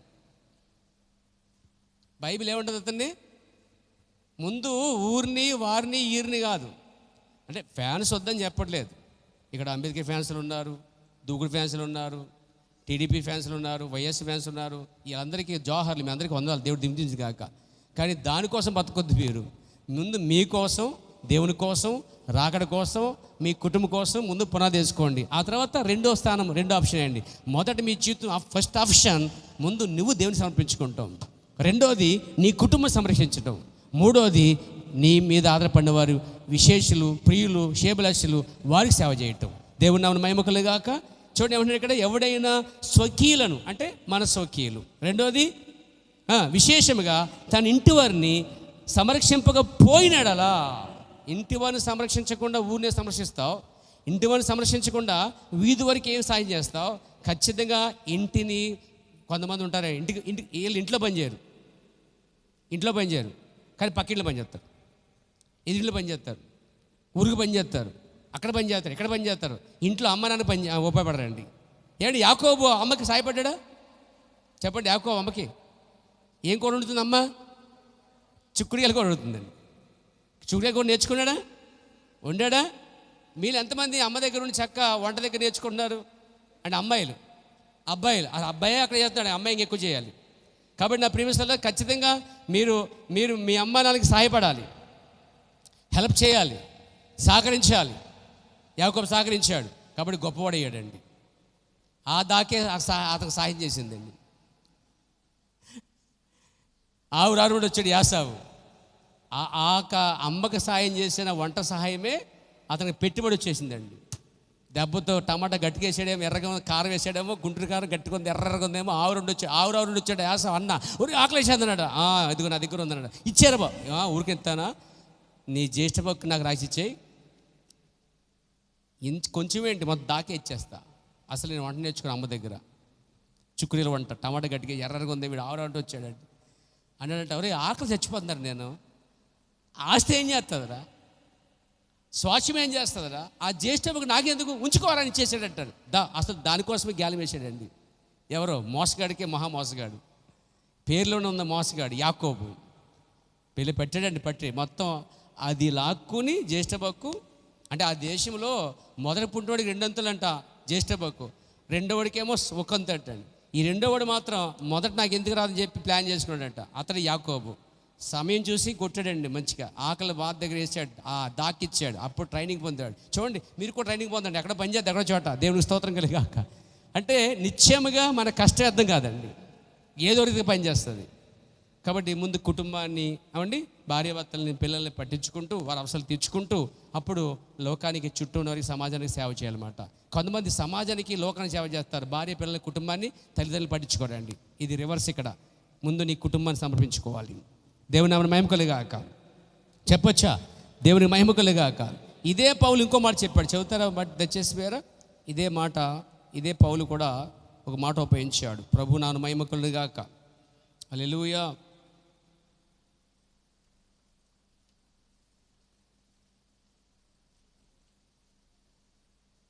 దేవునికి స్తోత్రం కలుగాక. చూడండి, విశేషముగా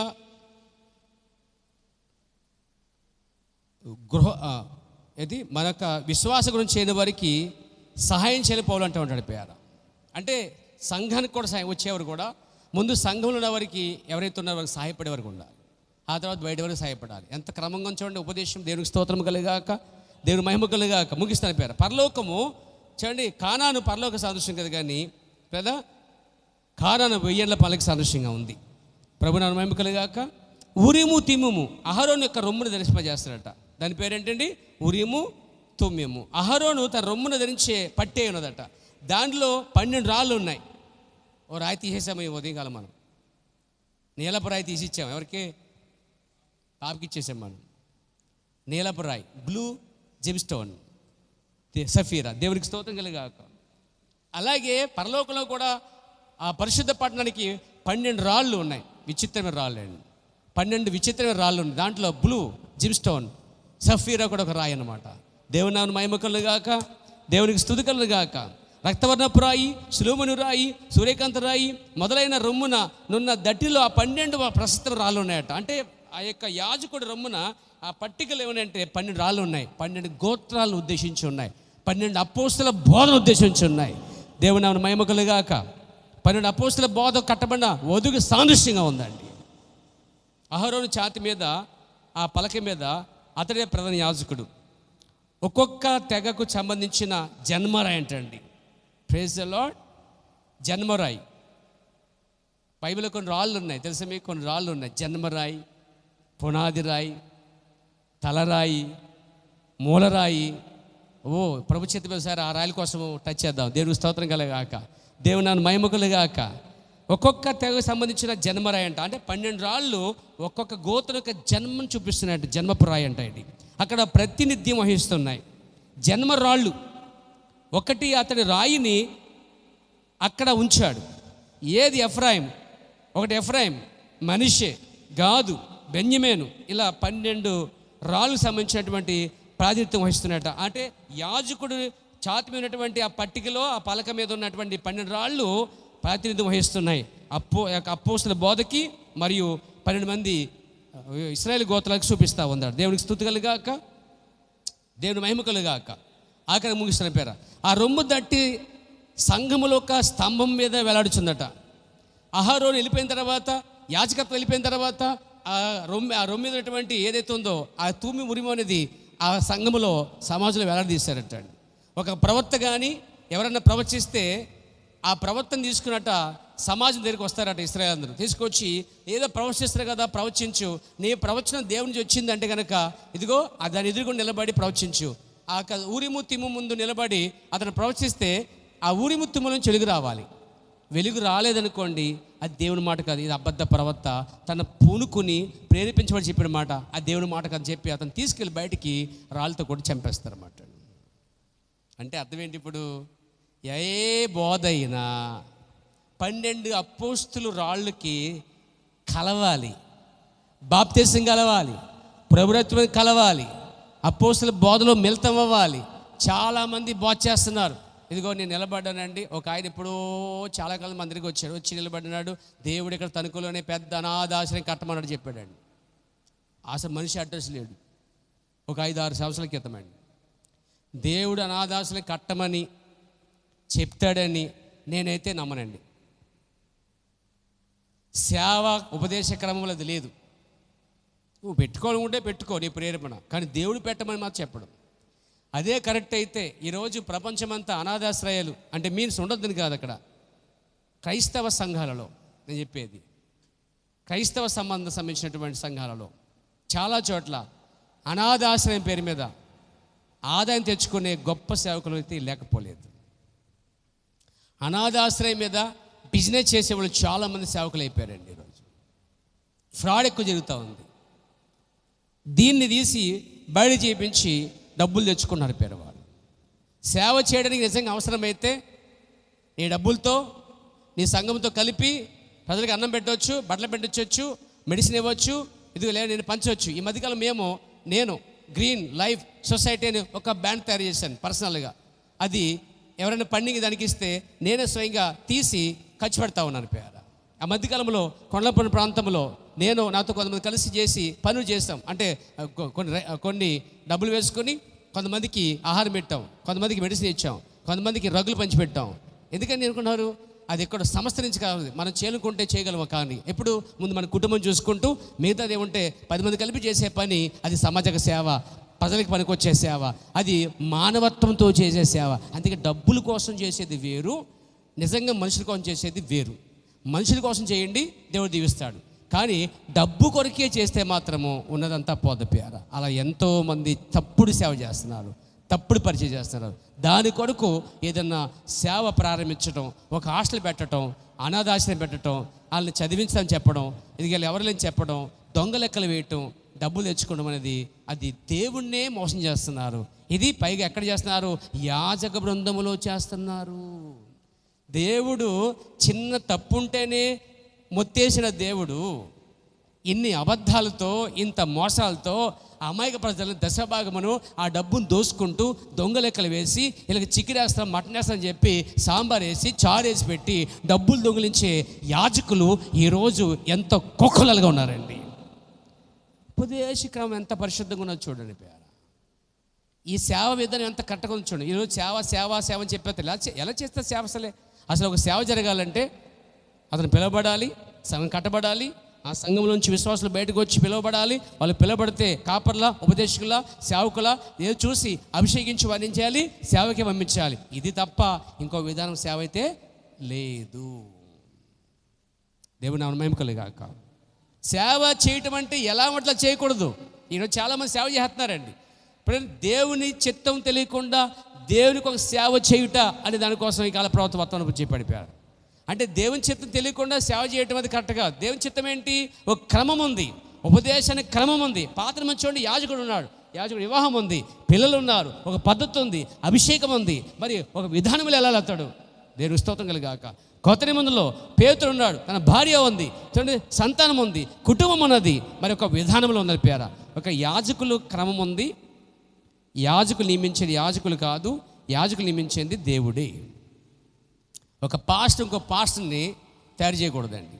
ఒక పాస్టర్ ఇంకో పాస్టర్ని అభిషేకించి పంపించేయకూడదు. ఓనుగా దేవుడు చెప్తేనే, దేవుడు అతను పిలిస్తేనే అప్పుడు సంఘం అంతా కలిపి అభిషేకించి పంపించే విధానం బైబిల్ ఉంది తప్ప ఇలా మడతలాగా సేవ అని చెప్పి సంఘం నుంచి బయటికి వెళ్ళిపోయి సంఘ కాపరికి, సంఘానికి విరుద్ధంగా సేవ చేసి మళ్ళీ ఆ జనాన్ని తీసుకెళ్ళి ఇంకో సంఘం పెట్టడం అనేది అసలు ఈ విధమైన సేవా విధానం బైబిల్లో లేనే లేదు. మనం ఉపదేశ క్రమాన్ని గౌరవిద్దాం. ఎందుకు? దేవుడు ఉపదేశ క్రమాన్ని గౌరవించాడు. ఉపదేశమే క్రమంగా ఉన్నది, దాన్ని చేసే సేవా విధానం కూడా క్రమంగా ఉండాలి. ప్రభు మిమ్మల్ని దీవించును గాక. దేవునికి మహిమ కలుగాక. కాబట్టి ఊరిము తిమ్మం అనుకున్నారు. ఈరోజు ఊరిము తిమ్మం అంటే అపోస్తుల బోధ అండి. ఈరోజు ఊరిము తిమ్మం చేస్తే అపోస్తుల బోధ. పాత నిబంధనలో ఊరిము తిమ్మం అంటే ఎవడన్నా వచ్చి ప్రవచించాడంటే అది వెలిగిందంటే దేవుడు చెప్పాడు, అది ఎక్కలేదంటే అబద్ధ బోధ, వాడు చంపబడతాడు. కొత్త నిబంధనలకు వచ్చేసరికి ఆ ఊరిము తిమ్మము పాత నిబంధన, కొత్త నిబంధన, పాత నిబంధన, కొత్త నిబంధన. అపోస్తుల బోధ ఎవరు బోధించిన అపోస్తుల బోధ ప్రకారంగా స్త్రీ బోధించకూడదు. ఎవరు బోధించిన అపోస్తుల బోధ ప్రకారంగా యేసుక్రీస్తు నామములో నీటి బాప్తిసం, అపోస్తుల ప్రకారంగా ప్రభు రాత్రి రొట్టెలు ఇచ్చిన రాత్రి చేయటం, అపోస్తుల ప్రకారంగా దేవుడు ఒక్కడే, విశ్వాసం ఒక్కటే, నిరీక్షణ ఒక్కటే, సంఘం ఒక్కటే. ఈ కాలంలో ఒక ప్రవర్తనలు చెప్పేది అపోస్తుల యొక్క విశ్వాసం. ప్లేరా ఏనండి, ఈ ఊరిము తిమ్మం అనేది ఎవరు బోధించినా కానీ అపోస్తుల బోధకి మ్యాచ్ అవ్వాలండి. అదే ఊరిము తుమ్యం. ఈరోజు ఎన్ని బోధలు, ఎంతమంది సేవకులు ఈరోజు ఇష్టాసరంగా ఎలా మడతలు బోధి చేసుకుంటూ ఉపదేశ క్రమం లేకుండా, సేవా క్రమం లేకుండా, ఫస్ట్ ఉపదేశ క్రమమే సరిగా లేదు, తర్వాత 2 సేవా క్రమమే సరిగా లేదు, అయినా వాళ్ళు వెళ్ళిపోతున్నారు పేద. చివరికి ఏమొద్దంటే దేవుని అద్దకు నిలబడి లెక్క చెప్పుకునే సమయం రాబోతుంది. మన వాక్యానికి వెళ్దాం, ఉపదేశ క్రమాన్ని గౌరవిద్దాం, సేవా క్రమాన్ని గౌరవిద్దాం, బైబిల్ వే ప్రకారంగా జరిగిన సేవను గౌరవిద్దాం, సేవ విధానాన్ని, ఉపదేశ క్రమాన్ని గౌరవిస్తూ నమ్మకంగా ప్రభు కోసం జీవిద్దాం. ప్రభు సమయం రాగలాల్సమైతే దేవుడు కొందరిని ప్రవక్తలుగా, సువార్తికులుగా, ఉపదేశకులుగా, లేకపోతే కాపర్లుగా దేవుడు పిలిచి చక్కగా తన రాజ్యం కోసం చక్కగా వాడుకును గాక.